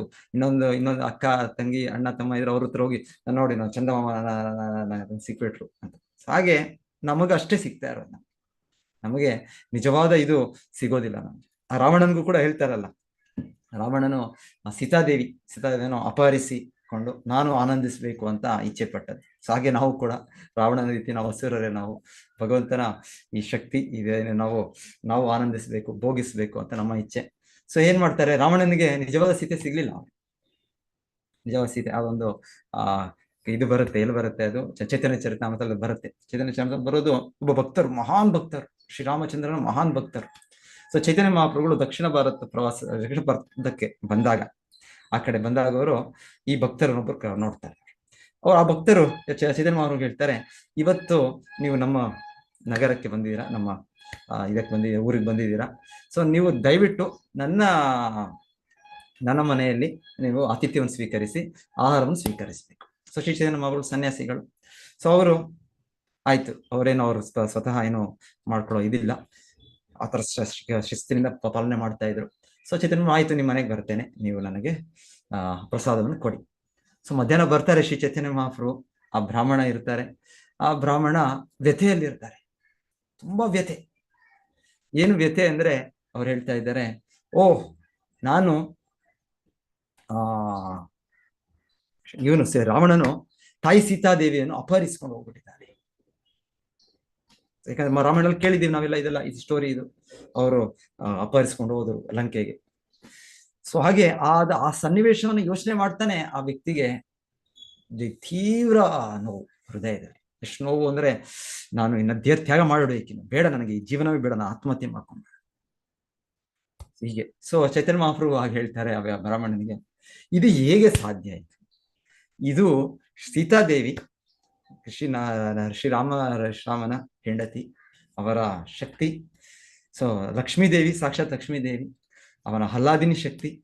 ಸೊ ಅವರನ್ನು ಯಾರಾದ್ರೂ ಭೌತಿಕವಾದ ವ್ಯಕ್ತಿ ಅವರನ್ನು ಅಪಹರಿಸೋ ಪ್ರಶ್ನೆ ಇರ್ಲಿ, ಅವರನ್ನ ನೋಡಕ್ಕೂ ಆಗೋದಿಲ್ಲ. ಯಾಕಂದ್ರೆ ನಮಗೆ ಕಾಣೋದು, ನಮ್ಗೆ ಕಲ್ಲು ಮಣ್ಣು ಇದೇ ಕಾಣೋದು, ನಾವು ಭೌತಿಕ ದೃಷ್ಟಿ, ನಮಗೆ ಭೋಗ ದೃಷ್ಟಿಯಲ್ಲಿ ನಮ್ಗೆ ನಮ್ಮ ನಿಜವಾದ ಆತ್ಮ ನಾವೇ ಕೂಡ ಕಾಣೋದಿಲ್ಲ ನಮ್ಗೆ. ಸೊ ಹಾಗಿರುವಾಗ ಇದು ಸೀತಾದೇವಿಯನ್ನು ಅಪಹರಿಸಿದ್ದು ಎಲ್ಲಿಂದ ಪ್ರಶ್ನೆ ಬಂತು? ಸೊ ಇದು ಅವನು ಕರೆದುಕೊಂಡು ಹೋಗಿದ್ದು, ಅವನು ಅಪಹರಿಸಿದ್ದು ಮಾಯಾ ಸೀತಾ ಅಂತ ಹೇಳ್ತಾರೆ. ಸೊ ಆಮೇಲೆ ಆ ವ್ಯಕ್ತಿಗೆ ಹೇಳ್ತಾರೆ, ಆಮೇಲೆ ಶ್ರೀ ಚೈತನ್ಯ ಮಹಾಪ್ರಭು ನಂಬಿಕೆ, ಶ್ರೀ ಚೈತನ್ಯ ಮಹಾಪ್ರಭು ವ್ಯಕ್ತಿತ್ವ ಭಗವಂತನೇ ಸಾಕ್ಷಾತ್. ಆ ಬ್ರಾಹ್ಮಣನಿಗೆ ಹೌದಲ್ಲ, ಅದೇಗ್ ಸಾಧ್ಯ, ನೀವು ಹೇಳಿದ್ ಸರಿ ಇದೆ, ಸೀತಾದೇವಿ ನಿಜವಾದ ಸೀತವನ್ನು ಅಪಹರಿಸಿಕೊಳ್ಳೋದಾಗಲ್ಲ. ಆಮೇಲೆ ಅಲ್ಲಿ ಏನ್ ಬರುತ್ತೆ ಅಂದ್ರೆ, ನಂತರ ಮಾಯಾ ಸೀತಾ, ಯಾವಾಗ ರಾವಣ ಸೀತಾದೇವಿನ ಅಪಹರಿಸ್ಬೇಕು ಅಂತ ಹೋದಾಗ, ನಿಜವಾದ ಸೀತಾ ಅವರನ್ನು ಅಗ್ನಿದೇವ ಅವರನ್ನು ಇದು ಮಾಡಿ ದಿವ್ಯ ದೇಹವನ್ನು ಕವರ್ ಮಾಡಿ ಮುಚ್ಚಿ, ಅವರು ಇದು ಪಾರ್ವತಿ ದೇವಿ ಹತ್ರ ಹೋಗ್ಬಿಟ್ರು ಕೈಲಾಸಕ್ಕೆ. ಸೊ ಅಲ್ಲಿ ಹೋಗಿ ಪಾರ್ವತಿ ದೇವಿ ಮತ್ತೆ ಸೀತಾದೇವಿ ಶ್ರೀರಾಮಚಂದ್ರನ ರಾಮಾಯಣವನ್ನು ಹೇಳ್ತಾ ಇದ್ದಾರೆ, ಪಾರ್ವತಿ ದೇವಿ ಕೇಳ್ತಾ ಇದ್ದಾರೆ. ಸೊ ಇದು ನಡೀತದ್ದು ಅಲ್ಲಿ ಎಷ್ಟು ವರ್ಷಗಳು ಅಲ್ಲಿ ಆ ಕಾಲದಲ್ಲಿ ಶ್ರೀರಾಮಚಂದ್ರನು ಹೋಗಿದ್ದು, ರಾವಣನ ಮೇಲೆ ಇದು ಮಾಡಿದ್ದು, ಆ ಸಮಯದಲ್ಲಿ ನಿಜವಾದ ಸೀತೆ ಇದ್ದದ್ದು ಅಲ್ಲಿ ಎಲ್ಲಿದ್ದವರು ಕೈಲಾಸದಲ್ಲಿ ಪಾರ್ವತಿ ದೇವಿಯೊಟ್ಟಿಗೆ ಅವರು ರಾಮಕಥೆಯನ್ನು ಅವರು ಚರ್ಚೆ ಮಾಡ್ತಾ ಇದ್ದಾರೆ. ನಂತರ ಕೊನೆಗೆ ಎಲ್ಲ ರಾಮಾಯಣ ಎಲ್ಲ ಆದ್ಮೇಲೆ ಏನಾಯ್ತು, ರಾಮಾಯಣ ಆದ್ಮೇಲೆ ಅಗ್ನಿ ಪರೀಕ್ಷೆ ಆಯ್ತು. ಶ್ರೀರಾಮಚಂದ್ರನು ಸಹ ಹಾಗೆ ಸ್ವೀಕರಿಸಲಿಲ್ಲ. ಶ್ರೀರಾಮಚಂದ್ರನ್ ಹೇಳಿದ್ದು, ನಿಜವಾಗ್ಲೂ ನನ್ನ ಹೆಂಡತಿ ಅವ್ರ ಪತಿವ್ರತೆನ, ಸೊ ನನ್ನ ಬಿಟ್ಟು ಇನ್ನೇನು ಅವ್ರಿಗೆ ಇದಿಲ್ವಾ ಅವ್ರಿಗೆ. ಸೊ ಹಾಗೆ ಪರೀಕ್ಷೆ ಅವರು ಮಾಡಿದಾಗ ಹೇಳ್ತಾರೆ, ಆ ಅಗ್ನಿ ಇದರಲ್ಲಿ ಆ ಮಾಯಾ ಸೀತೆ ಅವರು ಭಸ್ಮ ಆದ್ರು. ಆಮೇಲೆ ನಂತರ ಹೊರಗೆ ಬಂದದ್ದು ನಿಜವಾದ ಸೀತೆ. ಸೊ ಇದು ಆದದ್ದು. ಸೊ ಇದೆಲ್ಲ ಚೈತನ್ಯ ತಿಳಿಸಿದ್ಮೇಲೆ ಆ ಬ್ರಾಹ್ಮಣನಿಗೆ ಹೃದಯದಲ್ಲಿ ಇದಾಗತ್ತೆ. ಮತ್ತೆ ಆಕ್ಚುಲಿ ಅದೇನಂದ್ರೆ, ಈ ಬ್ರಾಹ್ಮಣ ಇರೋದು ಹೇಳ್ತಾರೆ ಹನುಮಂತನ ಭಾವನೆಯಲ್ಲಿ. ಹನುಮಾನ್ ಯಾವಾಗ್ಲೂ ಹೇಗೆ ಭಗವಂತನ ನಿತ್ಯ ಸೇವಕ. ಸೊ ಒಂದು ಆ ಭಾವದ ಇದು ಭಕ್ತರಿಗೆ ಅವರಿಗೆ ಅವರ ಇದರಿಂದ ಆ ಭಾವದಲ್ಲಿರೋದ್ರಿಂದ ಅವ್ರಿಗೆ ಅಯ್ಯೋ ಇದು ಹೇಗೆ, ಇದು ರಾಮ ಸೀತೆ ಸಪರೇಟ್ ಆಗ್ಬಿಟ್ಟಿದ್ದಾರೆ, ನಾನು ಹೇಗೆ ಏನು ಮಾಡ್ತಾ ಇಲ್ಲ, ನನಗೆ ಏನು ಪ್ರಯೋಜನ ನನ್ನ ಜೀವನ. ಸೊ ಆ ರೀತಿಯ ಒಂದು ಅವರ ಒಂದು ವಿರಹ ಒಂದು ವ್ಯಥೆ. ಇದು ಆಧ್ಯಾತ್ಮಿಕ ಚಿಂತನೆ, ಇದು ಆಧ್ಯಾತ್ಮಿಕ ಭಾವನೆಯಲ್ಲಿ ಆಧ್ಯಾತ್ಮಿಕ ಪರಿಪೂರ್ಣ ವ್ಯಕ್ತಿಗಳು ಅನುಭವಿಸುವ ಇದು ಭಾವನೆಗಳಷ್ಟೇ. ಅವ್ರ ಭೌತಿಕ ಇದರ ಸ್ಥಾನದಲ್ಲಿ ಇಲ್ಲ ಅವರು. ಸೊ ಎನಿವೆ, ನಂತರ ಬ್ರಾಹ್ಮಣನು ಅವರು ಮತ್ತೆ ಅವರ ಹೇಳ್ತಾರೆ, ಚೈತನ್ಯ ಮಹಾಪ್ರಭು ಅವನ ಜೀವವನ್ನು ಉಳಿಸಿದರು. ಇಲ್ಲಾಂದ್ರೆ ಅವರು ಆ ವಿರಹದಲ್ಲೇ ಅವರು ದೇಹತ್ಯಾಗ ಮಾಡ್ಬಿಡ್ತಾರೆ. ಸೊ ಚೈತನ್ಯ ಮಹಾಪ್ರಭು ಅವರನ್ನು ಮತ್ತೆ ಜೀವಂತ ಮಾಡಿದ್ರು. ಮತ್ತೆ ಆ ಬ್ರಾಹ್ಮಣನು ಚೈತನ್ಯ ಮಹಾಪ್ರಭುಗೆ ಮತ್ತೆ ಬೇಗ ಸ್ವಲ್ಪ ವೆಯ್ಟ್ ಮಾಡಿ ಅಂತ ಹೇಳಿ ಫಾಸ್ಟ್ ಆಗಿ ಬೇಗ ಒಂದ್ಸಲ ನಾವು ಯಾರು ಅರ್ಜೆಂಟ್ ಆಗಿದ್ರೆ ಮಾಡ್ತೀವಿ ನೋಡಿ, ಹಾಗೆ ಅದು ಇದು ಎಲ್ಲ ಒಂದು ಅರ್ಧ ಗಂಟೆಲೋ ಮುಕ್ಕಾಲು ಗಂಟೆಲೋ ಒಂದು ದೊಡ್ಡ ಇದನ್ನು ತಯಾರಿ ಮಾಡ್ತಾರೆ. ಆಮೇಲೆ ಚೈತನ್ಯ ಮಹಾಪ್ರಭು ಹೋಗ್ತಾರೆ. ಸೊ ಇದು ಅದು. ಎನಿವೆ, ಮತ್ತೆ ಚೈತನ್ಯ ಮಹಾಪ್ರಭು ಬರ್ತಾರೆ. ಚೈತನ್ಯ ಮಹಾಪ್ರಭು ಅದೇ ದಕ್ಷಿಣ ಭಾರತದ ಪ್ರವಾಸದ ಮುಂದೆ ಹೋಗ್ತಾ ರಾಮೇಶ್ವರಮೇ ಅನ್ಕೊಳ್ತೀನಿ ನಾನು, ರಾಮೇಶ್ವರಮ್ಮ. ಎನಿವೆ, ಸೊ ನಾನು ಹತ್ರ ಹೋಗಿ ಒಂದು ಅವಕಾಶ ಸಿಕ್ತು ನಂಗೆ. ಅದರ ಅಲ್ಲಿ ಹತ್ರನೋ ಎಲ್ಲೋ ತಮಿಳ್ನಾಡುವಲ್ಲಿ. ಸೊ ಅಲ್ಲಿ ಒಂದು ಭಕ್ತರು ಇದು ಮಾಡ್ತಾರೆ, ಚರ್ಚೆ ಮಾಡ್ತಾ ಇರ್ತಾರೆ. ಅವರು ಮತ್ಸ್ಯ ಪುರಾಣ ಅದು ಬಹಳ ಹಳೆಯ ಪುರಾಣ ಅಂತ ಹೇಳ್ತಾರೆ ಪುರಾಣಗಳಲ್ಲಿ. ಸೊ ಅದರ ಚರ್ಚೆ ಮಾಡುವಾಗ ಈ ಒಂದು ಸನ್ನಿವೇಶ ಅಲ್ಲಿದೆ. ಏನ್ ಸನ್ನಿವೇಶ ಅಂದ್ರೆ, ಇಲ್ಲಿ ಶ್ರೀರಾಮಚಂದ್ರನು ವನವಾಸದಲ್ಲಿದ್ದಾಗ ರಾವಣನು ಬಂದು ಸೀತಾ ಅಪಹರಣ ಮಾಡುವ ಒಂದು ಪ್ರಯತ್ನ. ಅಲ್ಲಿ ಈ ಮಾಯಾ ಸೀತೆ ಅವನು ಕರೆದುಕೊಂಡು ಹೋಗುದು ಒರಿಜಿನಲ್ ಸೀತಾ ಅಲ್ಲ ಅನ್ನೋದು ಒಂದು ಡೀಟೇಲ್ ಅಲ್ಲಿ ವಿವರಣೆ ಇದೆ. ರಾಮಾಯಣದಲ್ಲಿದೆ ಇರ್ಬೋದು, ಆದ್ರೆ ಈ ಮತ್ಸ್ಯ ಪುರಾಣದಲ್ಲಿ ಅದರ ಉಲ್ಲೇಖ, ಅದರ ಇದು ಕೊಟ್ಟಿದ್ದಾರೆ. ಸೊ ಚೈತನ್ಯ ಮಹಾಪ್ರಭು ಏನ್ ಮಾಡಿದ್ರು, ನನಗೆ ಬ್ರಾಹ್ಮಣ ಯಾರು ಭಕ್ತರಿದ್ದ ಅವ್ರಿಗೆ ಕೇಳಿದ್ರು, ನನಗೆ ಒರಿಜಿನಲ್ ಕಾಪಿ ಬೇಕು, ನೀವು ಕಾಪಿ ಹಳೇದಾಗ್ಬಿಟ್ಟಿದೆ ನಿಮ್ಮ ಪ್ರತಿ, ನೀವು ಕಾಪಿ ಮಾಡ್ಕೊಳ್ಳಿ, ನೀವು ಅದನ್ನ ಇಟ್ಕೊಳ್ಳಿ. ಸೊ ಚೈತನ್ಯ ಮಹಾಪ್ರಭು ನೋಡು, ಆ ಒರಿಜಿನಲ್ ಕಾಪಿ ಮತ್ಸ್ಯ ಪುರಾಣ ಅವ್ರೇನು ಗ್ರಂಥ ಇತ್ತು ಅದನ್ನೇ ತೆಗೆದುಕೊಂಡು ಬಂದ್ರು. ಮತ್ತೆ ವಾಪಸ್ ಬರುವಾಗ ಚೈತನ್ಯ ಮಹಾಪ್ರಭು ಎಲ್ಲ ಬ್ರಹ್ಮ ಸಂಹಿತೆ ಕೂಡ ಸಿಗುತ್ತೆ ಅವ್ರಿಗೆ. ನಂತರ ಅವರು ಈ ಬ್ರಾಹ್ಮಣನ ಇದಕ್ಕೆ ಸ್ಥಳಕ್ಕೆ ಮತ್ತೆ ಬರ್ತಾರೆ. ಚೈತನ್ಯ ಮಹಾಪ್ರಭು ಬಂದು ಸಾಕ್ಷಿ ತೋರಿಸ್ತಾರೆ. ನೋಡು, ನಾನು ನಿನ್ಗೆ ಹೇಳ್ದೆ, ನಿನಗೆ ಈಗ ನೋಡು ಸಾಕ್ಷಿ ಇದೆ, ವೇದ ಆಧಾರ ಇದೆ, ಮತ್ಸ್ಯ ಪುರಾಣದಲ್ಲಿ ಈ ಮಾತುಗಳಿದೆ ಅಂತ ಹೇಳ್ತಾರೆ. ಸೊ ಆಗ ಆ ಸಮಯದಲ್ಲಿ ಮತ್ತೆ ಬ್ರಾಹ್ಮಣನ ತುಂಬಾ ಸಂತೋಷ ಆಗುತ್ತೆ. ಆಗ ಮತ್ತೆ ಒಬ್ಬ ಚೈತನ್ಯ ಮಹಾಪ್ರಭು ಅವರು ಇವತ್ತಾದ್ರೂ ನಾನು ನಿಮಗೆ ದೊಡ್ಡ ಇದು ಕೊಡ್ತೇನೆ, ನಿಮಗೆ ಇದು ಒಂದು ಫೀಸ್ಟ್ ಕೊಡ್ತೇನೆ ಅಂತ ಮತ್ತೆ ಅವರು ಭಗವಂತನಿಗೆ ಮಾಡ್ತಾರೆ. ಸೊ ಎನಿವೆ, ಸೊ ಇಲ್ಲಿ ಪಾಯಿಂಟ್ ಏನು ಅಂದ್ರೆ, ಇಲ್ಲ ನಾವು ಬಂದದ್ದು ನಾನು ಇದು ನಿಜವಾದ ಹರೇ ಕೃಷ್ಣ ಪ್ರಭುಜಿ ಮತ್ತೊಂದು ಕಡೆ ನಾನು ಓದಿದ್ದು, ಆ ಬ್ರಾಹ್ಮಣನ ಆ ಭಾವದಿಂದ ಹೊರಗಡೆ ತಗೊಂಬರಕ್ಕೋಸ್ಕರ ಯಾರು ಸ್ವಲ್ಪ ಹೊತ್ತಿಲ್ಲ ಅಂದ್ರೆ ಅಲ್ಲಿ ತಿಳಿದಿರೋ ಜನ ಏನ್ ಮಾಡ್ತಾರಂತೆ, ಆಗ್ಲೇ ಶ್ರೀಲಂಕಾವನ್ನ ಇವನು ಅಂದ್ರೆ ಇದಕ್ಕೆ ಸೋಲಿಸಿ ಆಯ್ತು, ಸೀತೆನ ಕರ್ಕೊಂಡ್ ಬಂದಿದ್ದಾನೆ ಅಂತ ಬಂದ್ ಹೇಳ್ತಾರಂತೆ. ಬಂದಿದ ತಕ್ಷಣ ನಾವು ಹೌದಾ ಅಂತಾನಂತೆ ಪ್ರಭುಜಿ. ಅಂದ್ರೆ ಅಪಹರಣ ಆದಾಗ ಆತರ ಆಗಿರುತ್ತೆ ಅಂದ್ರೆ ಆ ಭಾವ, ಅವನ ಒಂದು ಭಾವನ ಅಲ್ಲ ಅಂತಿ ಜನರು ಏನ್ ಮಾಡ್ತಾರಂತೆ, ಇವನು ಈ ಪರ್ಸನ್ ಇಲ್ಲಿಂದ ಹೊರಗಡೆಯಿಂದ ತಗೊಂಡ್ಬರ್ಬೇಕು ಅಂದ್ರೆ ಮತ್ತೆ ಸೀತೆ ವಾಪಸ್ ಬರ್ಬೇಕು. ಸೊ ಹೇಳಿದಂತೆ, ಇಲ್ಲ ರಾಮ ಶ್ರೀಲಂಕಾವನ್ನು ಗೆದ್ದ, ಮತ್ತೆ ಸೀತೆನ ಕರ್ಕೊಂಡ್ ಬಂದ ಅಂದ ತಕ್ಷಣ ಅವನ ಭಾವದಿಂದ ಹೊರಗಡೆ ಬರ್ತಾನೆ. ಈಗೇನು ಒಂದ್ ಕಡೆ ಮತ್ತೊಂದ್ ಕಡೆ ಬಂದಿದ್ದೀನಿ. ಮತ್ತೆ ಧನ್ಯವಾದಗಳು. ಸೊ ಹೀಗೆ ಇದು ಆಕ್ಚುಲಿ ನಮಗೆ ಭೌತಿಕ ಜಗತ್ತು ಅಂದ್ರೆ ನಾವು ಇಲ್ಲಿ ಎಂಜಾಯ್ ಮಾಡ್ತಾ ಇರೋದು ಈ ಮಾಯ ಸೀತೆಯನ್ನು ರಾವಣನು ಹೇಗೆ ಪ್ರಯತ್ನ ಪಟ್ಟದ್ದು ಆನಂದಿಸ್ಲಿಕ್ಕೆ, ಆ ರೀತಿ ಅಷ್ಟೆ. ಸೊ ನಮಗೆ ಇಲ್ಲಿ ಭೌತಿಕವಾಗಿ ನಿಜವಾದ ಸುಖ ಅಂದ್ರೆ ಅದು ಆಧ್ಯಾತ್ಮಿಕ ಜಗತ್ತಿನಲ್ಲಿ ಭಗವಂತನ ಆಹ್ಲಾದಿನಿ ಶಕ್ತಿಯ ಕೃಪೆಯಿಂದ, ಶ್ರೀಮತಿ ರಾಧಾರಾಣಿ, ಲಕ್ಷ್ಮೀ ದೇವಿ, ಸೀತಾದೇವಿ, ಸೊ ಅವರ ಕೃಪೆಯಿಂದ ನಮಗೆ ಅನುಭವಿಸುವಂತಹ ಆಧ್ಯಾತ್ಮಿಕ ಸುಖ. ಮಹಾತ್ಮಾನಸ್ತು ಮಾಂ ಪಾರ್ಥ ದೈವೀಂ ಪ್ರಕೃತಿ ಆಶ್ರಿತ. ಸೊ ನಿಜವಾದ ಆಧ್ಯಾತ್ಮಿಕ ಸುಖ ಅಂದ್ರೆ ದೈವಿ ಪ್ರಕೃತಿ, ಈ ಭಗವಂತನ ಆಧ್ಯಾತ್ಮಿಕ ಶಕ್ತಿ. ಸೊ ಅದರ ಸ್ವರೂಪ ಲಕ್ಷ್ಮೀದೇವಿ, ರಾಧಾರಾಣಿ, ಸೀತಾದೇವಿ ಸಾವಿರ ಕೃಪೆಯಲ್ಲಿ ನಮ್ಗೆ ಅನುಭವಿಸುವ ನಿರಂತರವಾದ ಆನಂದ. ಅದು ಅಲ್ಲಿ ಇರೋದು ಭೌತಿಕ ಜಗತ್ತಿನಲ್ಲಿ. ಅದರ ಪ್ರತಿಬಿಂಬ ಮಾಯಾದೇವಿ, ಮಾಯಾಶಕ್ತಿ. ಸೊ ಅದರಲ್ಲಿ ನಾವು ಅನುಭವಿಸ್ತಿರುವ ಇದು ಸುಖ. ಆದರೆ ಇದರ ಸಾಕ್ಷಾತ್ಕಾರ ನಮಗಿಲ್ಲ, ನಮಗೆ ಈಗ ಸಾಕ್ಷಾತ್ಕಾರ ಇಲ್ಲ. ಸೊ ಇದು ಭಗವಂತನ ಕೃಪೆಯಿಂದ ಇದು ಸಾಕ್ಷಾತ್ಕಾರ ಆಗ್ಬೇಕಷ್ಟೇ. ಶಿಲ ಪ್ರಭುಪಾದರು ನಾನು ನೆನೆಸ್ಕೊಳ್ತಾ ಇದ್ದೆ ಹೀಗೆ. ಶಿಲ ಪ್ರಭುಪಾದರು ನಮಗೆ ಒಂದು ಕಥೆ ಹೇಳ್ತಾರೆ. ಏನಕ್ಕೆ ಕಥೆ ಹೇಳ್ತಾರೆ? ಸ್ಟೋರಿ ಆಫ್ ಲಿಕ್ವಿಡ್ ಬ್ಯೂಟಿ ಅಂತ ಹೇಳ್ತಾರೆ. ಲಿಕ್ವಿಡ್ ಬ್ಯೂಟಿ ಅಂತ ಪ್ರಭುಪಾದರು ಅವರು ಆತ್ಮ ಸಾಕ್ಷಾತ್ಕಾರ ವಿಜ್ಞಾನ ಆ ಪುಸ್ತಕದಲ್ಲಿ ಬಹಳ ಚೆನ್ನಾಗಿ ಇದರ ವಿವರಣೆ ಇದೆ. ಸೊ ಆ ಕಥೆಯಲ್ಲಿ ಹೇಳೋದು, ಒಬ್ಬ ವ್ಯಕ್ತಿ, ಯುವಕ, ಮತ್ತೆ ಇನ್ನೊಬ್ಬಳು ಯುವಕಿ, ಆದ್ರೆ ಸಾಧ್ವಿ ಅಂದ್ರೆ ಸಾಧು ವ್ಯಕ್ತಿತ್ವದ ಒಂದು ಯುವಕಿ. ಸೊ ತುಂಬಾ ಅತಿ ಸುಂದರ ಸೊ ಈ ವ್ಯಕ್ತಿ ಅವಳ ಹಿಂದೆ ಬಿದ್ದಿರ್ತಾನೆ. ಸೊ ಸಹಜ. ಸೊ ಆಗ ಹೇಳ್ತಾರೆ, ಆ ಯುವಕಿ ಆದರೆ ಒಂದು ಸಾಧು ಸ್ವಭಾವ ಇರೋದ್ರಿಂದ ಈ ವ್ಯಕ್ತಿ ಕೂಡ ಅಷ್ಟು ಒಳ್ಳೆ ಸ್ವಭಾವದವನಲ್ಲ. ಸೊ ಆ ವ್ಯಕ್ತಿ ವೈದಿಕ ಕಾಲದಲ್ಲಿ ಒಂದು ಹೆಂಗಸು ಒಂದು ಗಂಡು ಸಂಬಂಧ ಅಂದ್ರೆ ಒಂದು ವಿವಾಹದಲ್ಲಿ ಸಂಬಂಧ ಅಷ್ಟೇ, ವಿವಾಹ ಯಜ್ಞ, ಅದು ಬಿಟ್ಟು ಇಲ್ಲ, ಮತ್ತೆ ಸಂಬಂಧ ಇಲ್ಲ.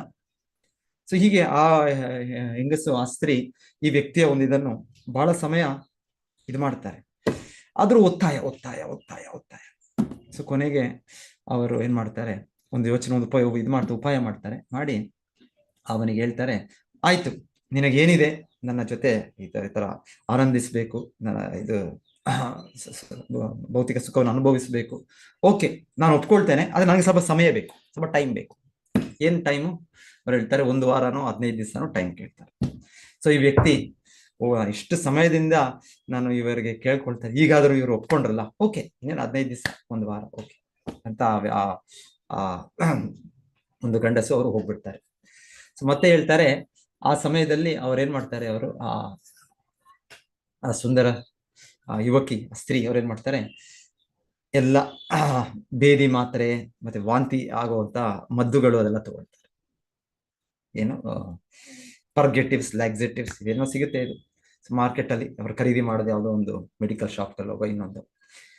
ಇಲ್ಲ ಅಂದ್ರೆ ಸಿಗುತ್ತೆ ನಮ್ಗೆ ಇರೋ ಇದ್ರಲ್ಲೇ ಒಂದೊಂದು ಪದಾರ್ಥಗಳಿವೆ ಆ ರೀತಿ. ಒಂದು ಏನೋ ಒಂದೊಂದ್ ತರ ಎಣ್ಣೆಗಳು ಅದೆಲ್ಲ ತಗೊಂಡ್ರೆ ಜಿಂಜಿಲಿ ಆಯಿಲ್ ಏನೋದೆಲ್ಲ ಆಗ್ಬಿಡುತ್ತೆ, ಬೇದಿ ಆಗ್ಬಿಡುತ್ತೆ, ಇನ್ನೊಂದು ಆಗ್ಬಿಡುತ್ತೆ. ಸೊ ಅವರು ಹಾಗೆಲ್ಲ ಮಾಡಿ 15 ದಿವಸ, ವಾರ 15 ದಿವಸ ಅವರೆಲ್ಲ ಆ ವಾಂತಿ, ವಾಮಿಟ್ ಮಾಡೋದು ವಾಂತಿ ಮತ್ತೆ ಎಲ್ಲ ಬೇದಿ ಅದನ್ನೆಲ್ಲ ಒಂದೊಂದು ಬಿಂದಿಗೆಗಳ ಮಡಿಕೆಗಳಲ್ಲೇನೋ ಎಲ್ಲ ತುಂಬಿಸಿಟ್ಟಿರ್ತೀವಿ ಒಂದು ಕೊಠಡಿ. ಸೊ ನಂತರ 15 ದಿವಸದ, 1 ವಾರನೋ 15 ದಿವಸದ ನಂತರ ಈ ವ್ಯಕ್ತಿ ಬರ್ತಾರೆ. ಬಂದು ನೋಡ್ತಾನೆ, ಇದೇ ಯುವಕಿ ಇವರನ್ನೇ ನೋಡ್ತಾ ಇದ್ದಾರೆ. ಎಷ್ಟೋ ಸಮಯದಿಂದ ಅವರ ಹಿಂದೆನೆ ಬಿದ್ದಿದ್ದಾನೆ, ಆದ್ರೆ ಅವರಿಗೆ ಗೊತ್ತಾಗೋದಿಲ್ಲ ಅದೇ ವ್ಯಕ್ತಿ ಅಂತ. ಸೊ ಆ ವ್ಯಕ್ತಿ ಹೇಳ್ತಾನೆ, ಎಲ್ಲಿ ಆ ಹುಡುಗಿ, ಅಷ್ಟು ಸುಂದರ ಹುಡುಗಿ ಎಲ್ಲಿದ್ದಾರೆ? ಅವ್ರು ಹೇಳ್ತಾರೆ, ಅದು ನಾನೇ. ಅದು ಸೊ ನಾನೇ ಅಂದ್ರೆ ಅವ್ರು ಹೇಳ್ತಾರೆ, ಇಲ್ಲ ನೀನಲ್ಲ, ನೀನು ಹೀಗೆ ಈಗ ಹೇಗೆ ನೀನು ಎಲುಬು ಕಾಣುತ್ತೆ, ಇನ್ನೊಂದು ಕಾಣುತ್ತೆ, ಯಾವುದೋ ಒಂದು ಸರಿಯಾದ ಇದು ಇಲ್ಲ, ದೇಹದ ಇದು ಇಲ್ಲ, ಈಗ ನೋಡಿದ್ರೆ ಇದು ನೀನು ಹೇಗೆ ಸಾಧ್ಯ? ನೀನಲ್ಲ ಅದು. ಸೊ ನಾನು ನೋಡ್ತಾ ಇದ್ದಿದ್ದು, ನಾನು ಮಾತಾಡ್ತಾ ಇದ್ದು ಬಹಳ ಸುಂದರವಾದ ಹುಡುಗಿ. ಸೊ ಇಲ್ಲ ಅದು ನಾನೇ ಇಲ್ಲ. ಆ ನಂಬಿಕೆ ಬರೋದಿಲ್ಲ. ಯಾಕಂದ್ರೆ ಅದು ನಮ್ಮ ದೇಹದ ಇದು ಸ್ವಲ್ಪ ಇದಾದ್ರೂ ಕೂಡ ನಮ್ಗೆ ಒಬ್ಬರ ವ್ಯಕ್ತಿನ ಗುರುತಿಸಕ್ ಆಗೋದಿಲ್ಲ. ಸೊ ಹೀಗೆ ಆ ವ್ಯಕ್ತಿ ಗುರುತಿಸೇ ಇಲ್ಲ, ಅದೇ ಹುಡುಗಿ ಆದ್ರೂ ಗುರುತಿಸ್ಲಿಲ್ಲ. ಅವನಿಗೆ ಯಾರ ಹಿಂದೆ ಅಷ್ಟು ಪೀಡಿಸ್ತಾ ಇದ್ದ, ಇವಾಗ ಗುರುತಿಸಕ್ ಆಗೋದಿಲ್ಲ ಅವನಿಗೆ. ಸೊ ನಂತರ ಏನ್ ಮಾಡ್ತಾನೆ, ಕೊನೆಗೆ ಅವಳು ಹೇಳ್ತಾಳೆ, ಆಯ್ತು ಏನಿಲ್ಲ, ನನ್ನ ಸೌಂದರ್ಯವನ್ನು ನಾನು ಬೇರೆ ಮಾಡ್ಬಿಟ್ಟಿದ್ದೆ, ಬೇರೆ ಮಾಡಿ ನಾನು ನೋಡಿ ಆ ಕೊಠಡಿ ಒಳಗಿನ ಪ್ರವೇಶ ಮಾಡು, ನನ್ನ ಸೌಂದರ್ಯವಾದ ಎಲ್ಲ ನಾನು ಇದೆ, ನೀನು ಏನು ಸೌಂದರ್ಯ ಅದೆಲ್ಲವೂ ಅಲ್ಲಿ ಇಟ್ಟಿದ್ದೇನೆ, ಅದನ್ನ ನೀನು ಆನಂದಿಸ್ಬೋದು. ಸೊ ಅವನು, ಆ ವ್ಯಕ್ತಿ ಹೋಗ್ತಾನೆ, ಅವಾಗ ಕಾಣುತ್ತೆ ಅವನಿಗೆ ಅವರು ಶೇಖರಿಸಿದ ಕೂಡಿಟ್ಟ ಎಲ್ಲ ಬಿಂದಿಗೆಗಳಲ್ಲಿ ಆ ವಾಂತಿ, ಬೇದಿ ಎಲ್ಲ. ಏನಿವೆ ಹೀಗೆ ಇದು ಆಕ್ಚುಲಿ ಇದು ಇರೋದು ಹೀಗೆ ವಿಷಯ. ಆದ್ರೆ ನಮಗೆ ಈ ಸಾಕ್ಷಾತ್ಕಾರ ಇಲ್ಲ. ಇದು ಕೇಳೋವರೆಗೂ ಓಕೆ, ನಾವು ನಗ್ಬೋದು, ಹೇಳೋವಾಗ ನಗ್ಬೋದು, ಇಲ್ಲಾಂದ್ರೆ ನೀವು ಕೇಳ್ತಾ ನೀವು ನಗ್ಬೋದು. ಆದ್ರೆ ನಾವು ಪ್ರತಿಯೊಬ್ಬರು ಈ ಮೋಹದಲ್ಲಿ ಸಿಕ್ಕಿ ಬಿದ್ದಿದ್ದೇವೆ. ಸೊ ಎನಿವೆ, ಆಚಾರ್ಯರು ಈ ಕಥೆಯನ್ನು ಹೇಳ್ತಾ ನಮಗೆ ಈ ಭೌತಿಕ ಸೌಂದರ್ಯ ಅಂತ ನಾವೇ ಅನ್ಕೊಳ್ತೇವೆ. ಇದರ ಹಿಂದೆ ಹುಚ್ಚುತನದಿಂದ ನಾವಿದ್ದೇವೆ. ಎಷ್ಟೋ ಜನ ನೋಡಿ, ಹುಚ್ಚುತನ ಅಂದ್ರೆ ಅವರು ಒಂದು ಸ್ವಲ್ಪ ಈ ರೀತಿ ಒಂದು ಅವರು ನಮ್ಮ ಹುಡುಗಿಯರು ಅವರ ಮಧ್ಯೆ ಆಗ್ಲಿಲ್ಲ ಅಂದ್ರೆ ಅವ್ರ ಮೇಲೆ ಅವರ ಮುಖದ ಮೇಲೆ ಆಸಿಡ್ ಹಾಕೋದು, ಇಲ್ಲ ಕೊಲೆ ಮಾಡೋದು, ಇದೆಲ್ಲ ನೋಡ್ತಾ ಇದ್ದೀವಿ ನಾವು. ಡೈಲಿ ನ್ಯೂಸ್ ಪೇಪರ್ ಅಲ್ಲಿ ಕೇಳ್ತೇವೆ, ಇನ್ನೊಂದಲ್ಲಿ ಟಿವಿಯಲ್ಲಿ ನೋಡ್ತೇವೆ. ಯಾಕೆಂದ್ರೆ ಅಷ್ಟು ಮೋಹ ಮಾಡ್ಬಿಡುತ್ತೆ. ಭೌತಿಕ ಸುಖ ಅನ್ನೋದು ಇದು ಕ್ಷುಲ್ಲಕವಾದ ಸುಖ. ಪ್ರಹ್ಲಾದ್ ಮಹಾರಾಜರು ಹೇಳ್ತಾರೆ, ಏನ್ ಹೇಳ್ತಾರೆ? ಯನ್ಮೈಥುನಾದಿ ಗೃಹಮೇದಿ ಸುಖಂ ಹಿ ತುಚ್ಛಂ ಖಾಂಡೂಯನೇನ ಕರಯೋರಿವ ದುಃಖ ದುಃಖಂ ತೃಪ್ಯಂತಿ ನೇಹ ಕೃಪಣ ಬಹು ದುಃಖ ಭಾಜಾ ಕಾಂಡೂತಿವತ್ ಮನ್ಯಸಿಜಂ ವಿಷಹೇತ ಧೀರಃ. ಇದು ಪ್ರಹ್ಲಾದ್ ಮಹಾರಾಜರ ಸಾಕ್ಷಾತ್ಕಾರ. ನೀವು ಕೇಳ್ಬೋದು, ಪ್ರಹ್ಲಾದ್ ಮಹಾರಾಜರು ಅವ್ರು ಹೇಳೋದು, ಈ ಭೌತಿಕ ಜಗತ್ತಿನಲ್ಲಿ ಸುಖ ಇದೆ, ಮೈಥುನ ಇತಿ ಆದಿ, ಮೈಥುನಾದಿ ಎಷ್ಟೋ ಸುಖ ಎಲ್ಲ, ಎಷ್ಟೋ ನಮ್ಗೆ ಹಿಂದೆ ಕಣ್ಣು ಮೂಗು ಕಿವಿ ಇದನ್ನ ನಾವು ಅನುಭವಿಸೋ ಸುಖ ಇದೆ, ಭೌತಿಕ ಸುಖ. ಅದರಲ್ಲಿ ಉನ್ನತವಾದ ಸುಖ ಅಂದ್ರೆ ಮೈಥುನ ಸುಖ.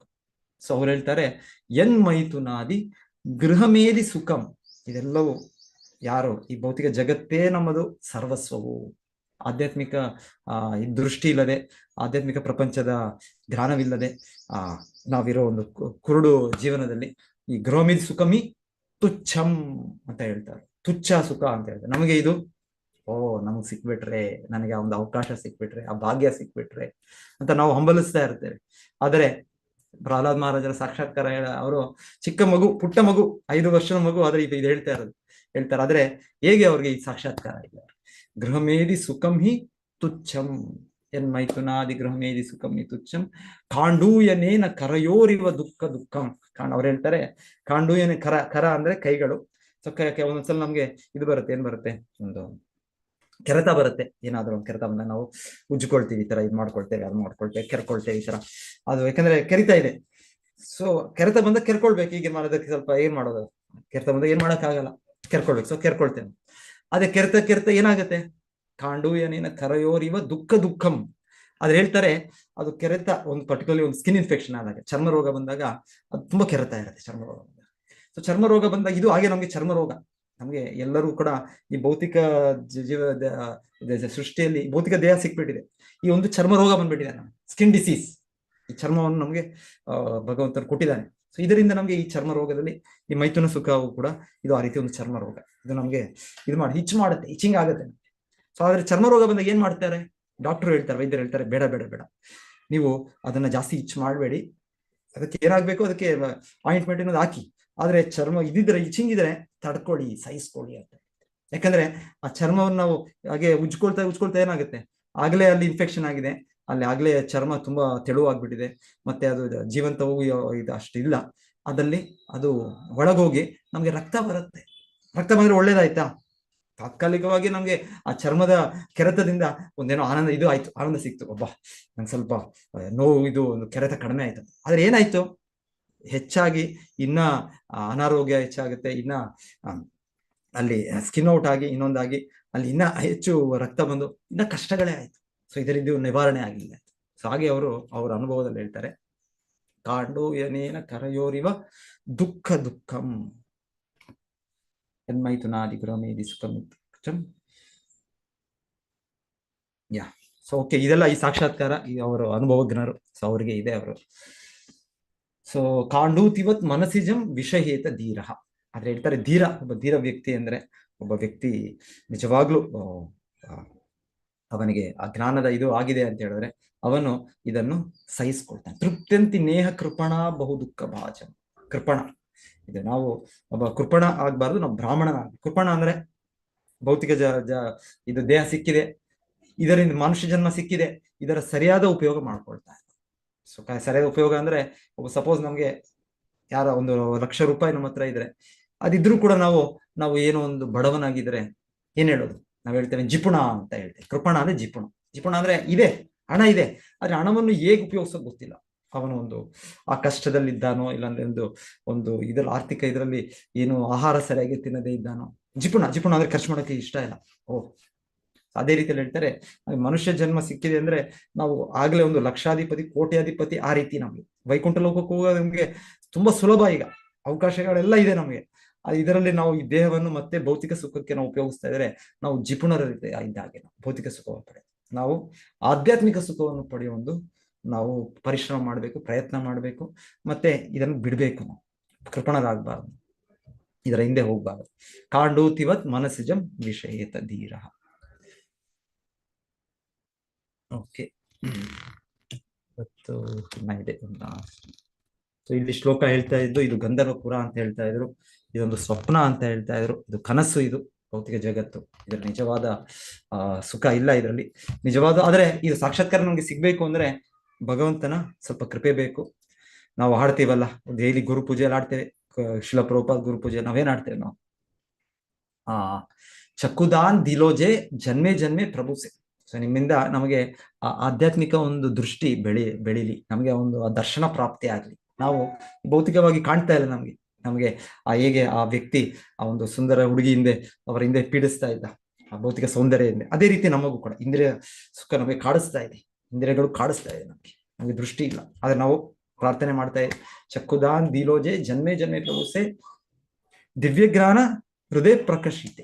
ನಮಗೆ ಹೃದಯದಲ್ಲಿ ಆ ದಿವ್ಯ ಜ್ಞಾನ ಬರಲಿ. ನಮ್ಗೆ ಆ ದಿವ್ಯ ಜ್ಞಾನ ಬಂದಾಗ ನಮ್ಗೆ ಈ ಭೌತಿಕ ಜಗತ್ತಿನ ಯಥಾರೂಪವನ್ನು ನೋಡಕ್ ಸಾಧ್ಯ ಆಗುತ್ತೆ. ಇಲ್ಲದೆ ಯಥಾರೂಪ ನೋಡ್ತಾ ಇಲ್ಲ ನಾವು ದಿವ್ಯ. ಮತ್ತೆ ಆ ಒಂದು ಇದು ಬರ್ಲಿಕ್ಕೆ, ಈ ಭೌತಿಕ ಸ್ವರೂಪ ನೋಡ್ಲಿಕ್ಕೆ ಆಧ್ಯಾತ್ಮಿಕ ಒಂದು ಇದು ಕೂಡ ಕಾಣಿಸ್ಬೇಕು, ರುಚಿ ಬರ್ಬೇಕು ನಮ್ಗೆ, ಅವಾಗ ನಮ್ಗೆ ಬಿಡಕ್ಕೆ ಸಾಧ್ಯ ಅಂತ ಶಿಲ ಪ್ರಭುಪಾದ ಹೇಳ್ತಾರೆ, ಪರಂ ದೃಷ್ಟ್ವಾ ನಿವರ್ತತೆ. ಸೊ ಇದು ಗೊತ್ತು ನಮ್ಗೆ, ಇದು ಸರಿಯಲ್ಲ, ಇದು ತಪ್ಪು, ಇದನ್ನ ಬಿಡ್ಬೇಕು, ಆದರೂ ಕೂಡ ನಮ್ಗೆ ಬಿಡಕ್ಕಾಗಲ್ಲ. ಯಾವಾಗವರೆಗೂ ನಮ್ಗೆ ಆಧ್ಯಾತ್ಮಿಕ ಒಂದು ಆನಂದ ಸಿಕ್ಕುವವರೆಗೂ ಬಿಡಕ್ಕಾಗಲ್ಲ ನಮಗೆ. ಸೊ ಪರಂ ದೃಷ್ಟ್ವಾ ನಿವರ್ತತೆ, ಅದರ ಭಗವಂತನ ನಾಮದಲ್ಲಿ ನಮಗೆ ರುಚಿ ಭಗವಂತನ ಗ್ರಹಿಸ್ಬೇಕು, ಭಗವಂತನ ಲೀಲೆಗಳಲ್ಲಿ ಭಗವಂತನ ನಮ್ಗೆ ಒಂದು ರುಚಿಯನ್ನು ಕೊಡ್ಬೇಕು, ಅವನ ಗುಣ ಸ್ಮರಣೆ ಮಾಡೋ ಒಂದು ಶಕ್ತಿ ಕೊಡ್ಬೇಕು. ಇದು ಕೊಟ್ರೆ ಭಗವಂತನು ಅವಾಗ ನಮ್ಗೆ ಆ ಒಂದು ಉನ್ನತ ರುಚಿಯಲ್ಲಿ ಈ ಕೆಳ ರುಚಿಯನ್ನು ನಾವು ಬಿಟ್ಬಿಡ್ಬೋದು. ಈ ಭೌತಿಕ ಜಗತ್ತು, ಗೀತೆಯಲ್ಲಿ ಕೃಷ್ಣ ಹೇಳೋದು ಇದೊಂದು ನೆರಳು, ಊರ್ಧ್ವ ಮೂಲಂ ಅದಾ ಶಾಖಂ. ಊರ್ಧ್ವ ಮೂಲ ಅಂದ್ರೆ ಬೇರ್ ಮೇಲಿದೆ, ಅದರ ರೆಂಬೆ ಕೊಂಬೆಗಳು ಕೆಳಗಿದೆ. ಸೊ ಆ ರೀತಿ ಭೌತಿಕ ಜಗತ್ತು ಅಂದ್ರೆ ಇದು. ಇಲ್ಲಿ ಆಪಲ್ ಉದಾಹರಣೆ ಕೊಡ್ತಾರಲ್ಲ ಭಕ್ತರು, ಆ ರೀತಿಯ ಮರ ಇದೆ, ಆಪಲ್ ಟ್ರೀನೋ ಇಲ್ಲಂದ್ರೆ ಮ್ಯಾಂಗೋ ಟ್ರೀನೋ, ತುಂಬಾ ಅದು ಆನಂದ ಆಗುತ್ತೆ ತಿನ್ಲಿಕ್ಕೆ. ಹಾಗೆ ಅದು ಒಂದು ಅದರ ಒಂದು ನೆರಳು ಅಂದ್ರೆ ಒಂದು ಯಾವುದೊಂದು ನೀರು, ಒಂದು ಸರೋವರ, ಅದರಲ್ಲಿ ಪ್ರತಿಬಿಂಬ ಇದ್ದರೆ ನಾವು ಹೋಗಿ ನೀವು ಮಾವಿನ ಹಣ್ಣು ತಿನ್ನಿ, ಎಲ್ಲಿ ತಿನ್ನಿ, ಈ ಮಾವಿನ ಮರದ ಮೇಲೆ ತಿನ್ಬಾರ್ದು, ನೀವು ನೀರಿನ ಒಳಗೆ ಅದರ ನೆರಳಿದೆ ಅಲ್ಲ, ಅಲ್ಲೋಗಿ ತಿನ್ನಿ ಅಂದ್ರೆ ಅಲ್ಲಿ ಆನಂದ ಅನುಭವಿಸಕ್ಕಾಗತ್ತ. ಸೊ ಹಾಗೆ ಭೌತಿಕ ಜಗತ್ತು ಹೇಳ್ತಾ ಇರೋದು, ನಮ್ಮ ಪ್ರಯತ್ನ, ನಮ್ಮ ಚಟುವಟಿಕೆ ಈ ಪ್ರತಿಬಿಂಬದಲ್ಲಿ ನಾವು ಪ್ರಯತ್ನ ಪಡ್ತೇವೆ. ಇಲ್ಲಿ ಸುಖ ಇಲ್ಲ, ಇಲ್ಲಿ ಆನಂದ ಇಲ್ಲ. ನಾವು ನಿಜವಾದ ವೃಕ್ಷಕ್ಕೆ ಹೋಗ್ಬೇಕು, ವೃಕ್ಷದ ಆ ಮಾವಿನ ಮರದ ನೆರಳನ್ನು ಬಿಟ್ಟು ನಿಜವಾದ ಮರಕ್ಕೆ ಹೋಗ್ಬೇಕು. ಹಾಗೆಯೇ ಈ ಭೌತಿಕ ಜಗತ್ತು ಒಂದು ನೆರಳು. ಇದರ ನೆರಳಿನ ಪ್ರದೇಶದಲ್ಲಿ ನಮ್ಮ ಪ್ರಯತ್ನವನ್ನು ಬಿಟ್ಟು ನಾವು ಆಧ್ಯಾತ್ಮಿಕ ಲೋಕದಲ್ಲಿ ಭಗವಂತನ ಸಂಬಂಧದಲ್ಲಿ ಆನಂದವನ್ನು ಪ್ರಯತ್ನ ಮಾಡಬೇಕು. ಸೊ ಇನ್ನೊಂದು ನಂಗೆ ಸ್ಟೋರಿ ಬರ್ತಾ ಇತ್ತು, ಯಾವ್ದದು ಹೇಳ್ತಾರಲ್ಲ, ಯಾರದು, ರಾಮಾನುಜಾಚಾರ್ಯರು. ಶ್ರೀ ರಾಮಾನುಜಾಚಾರ್ಯರು ಅವರು ಎಲ್ಲಿ ಶ್ರೀರಂಗಂ ಅಲ್ಲಿದ್ದರು. ಶ್ರೀರಂಗಂ ಅಲ್ಲಿದ್ದಾಗ ಅಲ್ಲೊಬ್ಬ ಭಕ್ತರು ಅವರು ಭಕ್ತರಂದ್ರೆ ಮೊದಲು ಭಕ್ತರು ಇರಲಿಲ್ಲ ಅನ್ಕೊಳ್ತೇನೆ ನಾವು, ಫೈಲ್ವಾನೋ ಏನೋ ಅನ್ಸುತ್ತೆ, ನಿಮ್ಗೆ ಅವ್ರ ಹೆಸರು ಗೊತ್ತಿರ್ಬೋದು, ನಾನು ಮರ್ತಿದ್ದೇನೆ ಆ ವ್ಯಕ್ತಿ. ನಂತರ ಅವ್ರು ದೊಡ್ಡ ಭಕ್ತರಾಗ್ತಾರೆ, ಮಹಾತ್ಮರಾಗ್ತಾರೆ. ಆದ್ರೆ ಆ ವ್ಯಕ್ತಿ ಎಷ್ಟು ಅವರ ಹೆಂಡತಿಯ ಮೇಲೆ ಒಂದು ವ್ಯಾಮೋಹ ಅಂದ್ರೆ ಅಲ್ಲಿ ಒಂದು ಇದು ಶ್ರೀರಂಗಂನಲ್ಲಿ ಪ್ರತಿ ದಿವಸ ಇದು ನಡೆಯುತ್ತೆ, ಅದು ಹಬ್ಬಗಳು ನಡೀತಾರೆ, ಫೆಸ್ಟಿವಲ್ಸ್ ಇರುತ್ತೆ, 325 ದಿವಸ ನಡೆಯುತ್ತಂತೆ. ಸೊ ಅಲ್ಲಿ ಆಲ್ಮೋಸ್ಟ್ ಎವ್ರಿ ಡೇ ಒಂದು ಉತ್ಸವಗಳಿರುತ್ತೆ ಅಲ್ಲಿ. ಸೊ ಈ ಉತ್ಸವ ನಡೆಯುವಾಗ ಆ ವ್ಯಕ್ತಿ ಮತ್ತೆ ಅವರ ಹೆಂಡತಿ, ಆದ್ರೆ ಈ ವ್ಯಕ್ತಿ ಅವನ ಹೆಂಡತಿ ಮೇಲೆ ಎಷ್ಟು ಒಂದು ಭ್ರಾಂತಿಯಲ್ಲಿದ್ದಾನೆ ಅಂದ್ರೆ ಅವರ ಹೆಂಡತಿಗೆ ಸೂರ್ಯಕಿರಣ ಕೂಡ ಬೀಳ್ಬಾರ್ದು ಅಂತ ಆ ವ್ಯಕ್ತಿ ಕೊಡೆ ಒಂದು, ನಾವು ಹೇಗೆ ಭಗವಂತನಿಗೆ ಆಕ್ಚುಲಿ ಇಟ್ಕೊಳ್ತೇವನೋ ಒಂದು ಇದೆಲ್ಲ ಹಬ್ಬ ಉತ್ಸವದಲ್ಲಿ. ಸೊ ಹಾಗೆ ಈ ವ್ಯಕ್ತಿ ತನ್ನ ಹೆಂಡತಿಗೆ ಸ್ವಲ್ಪನೂ ಇದು ಸೂರ್ಯದ ಕಿರಣಕ್ಕೆ ಬೀಳ್ಬಾರ್ದು ಹಾಗೆ. ಮತ್ತೆ ಆ ಫುಲ್ಲು ಅವರ ಒಂದು ಸೌಂದರ್ಯಕ್ಕೆ, ಅವರ ಒಂದು ರೂಪಕ್ಕೆ ಇದಾಗಿದ್ದಾನೆ. ಸೊ ಹೇಳ್ತಾರೆ, ಇದನ್ನ ನೋಡಿ ಅದು ಪಬ್ಲಿಕ್ ಅಲ್ಲಿ ಎಲ್ಲ ಜನರು ನೋಡ್ತಾ ಇದ್ದಾರೆ. ಓಕೆ, ಎಲ್ರಿಗೂ ಸಹಜವಾಗಿದೆ, ಒಂದು ಪುಂಸಾಂ ಶ್ರೀರಾಮ್ ಮಿಥುನಿ ಭಾವ ಇದೆ. ಆದ್ರೆ ಈ ರೀತಿ ಪಬ್ಲಿಕ್ ಆಗಿ ಈ ರೀತಿ ಒಂದು ಹುಚ್ಚತನ ಆ ವ್ಯಕ್ತಿ ತೋರಿಸೋದು ನೋಡಿ ಎಲ್ಲರಿಗೂ ಕೂಡ ಒಂದು ನಗೆ. ಸೊ ಶ್ರೀ ರಾಮಾನುಜಾಚಾರ್ಯರು ಕೂಡ ನೋಡ್ತಾರೆ, ಈ ವ್ಯಕ್ತಿ ಎಷ್ಟು ಮೋಹದಲ್ಲಿದ್ದಾನೆ, ಎಷ್ಟು ಅಜ್ಞಾನದಲ್ಲಿದ್ದಾನೆ. ಸೊ ಹಾಗೆ ಅವ್ರನ್ನ ಕರೆಸಿ ಕೇಳ್ತಾರೆ, ಯಾಕೆ ನೀನು ಇಷ್ಟು ಹೀಗೆ ಇದೆಯಾ ಅಂದ್ರೆ, ಇಲ್ಲ ನೋಡಿ, ನನ್ನ ಹೆಂಡತಿಯ ಕಣ್ಣುಗಳನ್ನು ನೋಡಿದ್ದೀರಾ, ಅಷ್ಟು ಸುಂದರವಾಗಿದೆ, ಎಲ್ಲಿ ವಿಶ್ವದಲ್ಲಿ ಲೋಕದಲ್ಲಿ ಇನ್ನೊಬ್ಬರಿಗಿಲ್ಲ, ಅಷ್ಟು ಸುಂದರವಾಗಿತ್ತು. ಸೊ ನಾನು ಹಾಗಾಗಿ ಅದನ್ನು ನಾನು ಅವರಿಗೋಸ್ಕರ ನಾನು ಆ ರೀತಿ ವ್ಯಾಮೋಹಗೊಂಡಿದ್ದೇನೆ, ಅವರು ಈಗ ನನ್ನ ಹೆಂಡತಿ, ಸೊ ಹಾಗೆ ಅಂತ ಹೇಳ್ತಾರೆ. ಸೊ ರಾಮಾನುಚಾರ್ಯರು ಹೇಳ್ತಾರಂತೆ ಅವ್ರಿಗೆ, ನಾನು ನಿನಗೆ ಅದಕ್ಕಿಂತ ಸುಂದರವಾದ ಇವರನ್ನು ತೋರಿಸಿದ್ರೆ, ಕಣ್ಣುಗಳು ತೋರಿಸಿದ್ರೆ ನೀನು ಅದನ್ನು ತ್ಯಜಿಸ್ತೀಯಾ ಅಂತ ಹೇಳ್ತಾರೆ. ಅವರು ಭಗವಂತನ ಶ್ರೀರಂಗನಾಥನ ಹತ್ರ ಹೋಗಿ ಪ್ರಾರ್ಥನೆ ಮಾಡ್ತಾರೆ. ಮತ್ತೆ ಆ ವ್ಯಕ್ತಿಯನ್ನು, ಅಷ್ಟು ಮಾಯೆಯಲ್ಲಿ ರಜೋಗುಣ ತಮೋಗುಣದಲ್ಲಿ ಮಗ್ನವಾದ ವ್ಯಕ್ತಿಯನ್ನು ಅವರು ದರ್ಶನಕ್ಕೆ ಕರೆದುಕೊಂಡು ಹೋಗ್ತಾರೆ. ಆ ರಂಗನಾಥ, ಶ್ರೀರಂಗನಾಥ ರಂಗನಾಥ ಮೂರ್ತಿ ಭಗವಂತನು, ಸಾಕ್ಷಾತ್ ಭಗವಂತನೇ. ಸೊ ಹೇಳ್ತಾರೆ, ಅವರು ರಾಮಾನುಜಾಚಾರ್ಯರು ಭಗವಂತನಿಗೆ ಪ್ರಾರ್ಥಿಸಿದ್ರಿಂದ ಶ್ರೀರಂಗನಾಥನು ಈ ವ್ಯಕ್ತಿಗೆ ತನ್ನ ದಿವ್ಯ ಕಣ್ಣುಗಳು, ಭಗವಂತನ ಪಾದಗಳ ಕಣ್ಣುಗಳು ಆ ಕಮಲಗಳ ಹಾಗೆ ಇರುತ್ತೆ, ಲೋಟಸ್ ಐಸ್ ನಮ್ಗೆ ಕಾಣೋದಿಲ್ಲ, ಆದ್ರೆ ಆಗಿದೆ, ಆಕ್ಚುಲಿ ಆಗಿದೆ, ನಮ್ಗೆ ಕಾಣ್ತಾ ಇಲ್ಲ ಅಷ್ಟೇ, ನಾವು ಕುರುಡರಾಗಿದ್ದೇವೆ. ಸೊ ಆ ರಾಮಾನುಚಾರ್ಯರ ಕೃಪೆಯಿಂದ ಆ ವ್ಯಕ್ತಿಗೆ ಆ ಭಗವಂತನ ಕಣ್ಣುಗಳು ಕಾಣ್ತದೆ. ಆ ಕಣ್ಣುಗಳು ನೋಡಿದ್ಮೇಲೆ ಆ ದಿವ್ಯ ಇದು ದೃಷ್ಟಿಯನ್ನು ನೋಡಿ ದಿವ್ಯ ಸುಖವನ್ನು ಅನುಭವಿಸಿದ ಮೇಲೆ ಹೇಳ್ತಾರೆ, ಆ ವ್ಯಕ್ತಿ ರಾಮಾನುಚಾರ್ಯ ಸರೆಂಡರ್ ಆಗ್ತಾರೆ, ಶರಣಾಗತಿ. ಏನು ಅವ್ರ ಹೆಸರು? ಎಸ್, ಉತ್ತಮ ಪದ್ಮ ಮಾತಾಜಿ ಹೇಳ್ತಾ ಇದ್ದಾರೆ, ಧನುರ್ದಾಸ. ಸೊ ತುಂಬಾ ಶುದ್ಧ ಭಕ್ತರು. ಮತ್ತೆ ಅವ್ರ ಲೀಲೆಗಳೆಲ್ಲ ಇದೆ, ಚಟುವಟಿಕೆಗಳಿದೆ ಅವ್ರ ಬಗ್ಗೆ, ಧನುರ್ದಾಸ ಬಗ್ಗೆ ಬಹಳಷ್ಟು ಕಥೆಗಳಿದೆ. ಸೊ ಹೀಗೆ ಅವರು ಅಷ್ಟು ಪತಿತಾತ್ಮರಾಗಿರ್ಬೋದು ಅವರು, ಆದರೆ ಶ್ರೀ ರಾಮಾನುಚಾರ್ಯರ ಕೃಪೆಯಿಂದ ಅವರು ಪರಂ ದೃಷ್ಟ ನಿವರ್ತತೆ, ಅವರು ಆ ಒಂದು ಭಗವಂತನ ಒಂದು ಅನುಭವಿಸಿದ್ರು, ಭಗವಂತನ ದಿವ್ಯ ಸೌಂದರ್ಯವನ್ನು ಭಗವಂತನಿಗೆ, ಅವರ ಆಚಾರ್ಯರಿಗೆ ಅವರು ಶರಣಾಗತಿ ಆದರು. ಹರೇ ಕೃಷ್ಣ. ಸೊ ನಾನು ಇವತ್ತು ಇಲ್ಲಿಗೆ ನಿಲ್ಲಿಸ್ತೇನೆ. ಯಾರಾದ್ರೂ ಏನಾದ್ರೂ ಹೇಳ್ಬೇಕು ಅಂದ್ರೆ ಹೇಳ್ಬೋದು. ಧನ್ಯವಾದಗಳು ಪ್ರಭುಜಿ.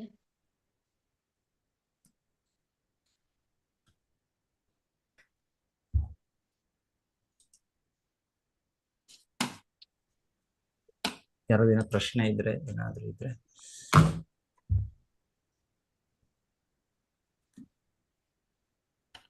ಮತ್ತೆ ನಮ್ಮ ಡೇಟ್ಸ್ ಬಂದಿದೆ ಇದರದ್ದು, ಯಾವುದು ಯಾತ್ರೆ ಇದು. ಸೊ ನಮ್ಮದು ಇದೆ ಶ್ರೀರಂಗಂ, ಮತ್ತೆ ಕುಂಭಕೋಣಂ, ಮತ್ತೆ ರಾಮೇಶ್ವರಂ. ಸೊ ಬಹಳ ಜನ ಹೋಗಿರ್ತೀರಾ, ನಾವು ದಕ್ಷಿಣ ಭಾರತದಲ್ಲಿ ಹೋಗಿರ್ಬೋದು ನೀವು, ಇಲ್ಲ ಅಂದ್ರು ಭಕ್ತರ ಸಂಘದಲ್ಲಿ ಇದು ಚೆನ್ನಾಗಿರುತ್ತೆ. ಸೊ ಹಾಗೆ ನಾವು ಫೆಬ್ರವರಿ 23, 24 ಅಂದ್ರೆ ಅದು ಸೋಮವಾರ ಮಂಗಳವಾರ ಬೀಳುತ್ತೆ.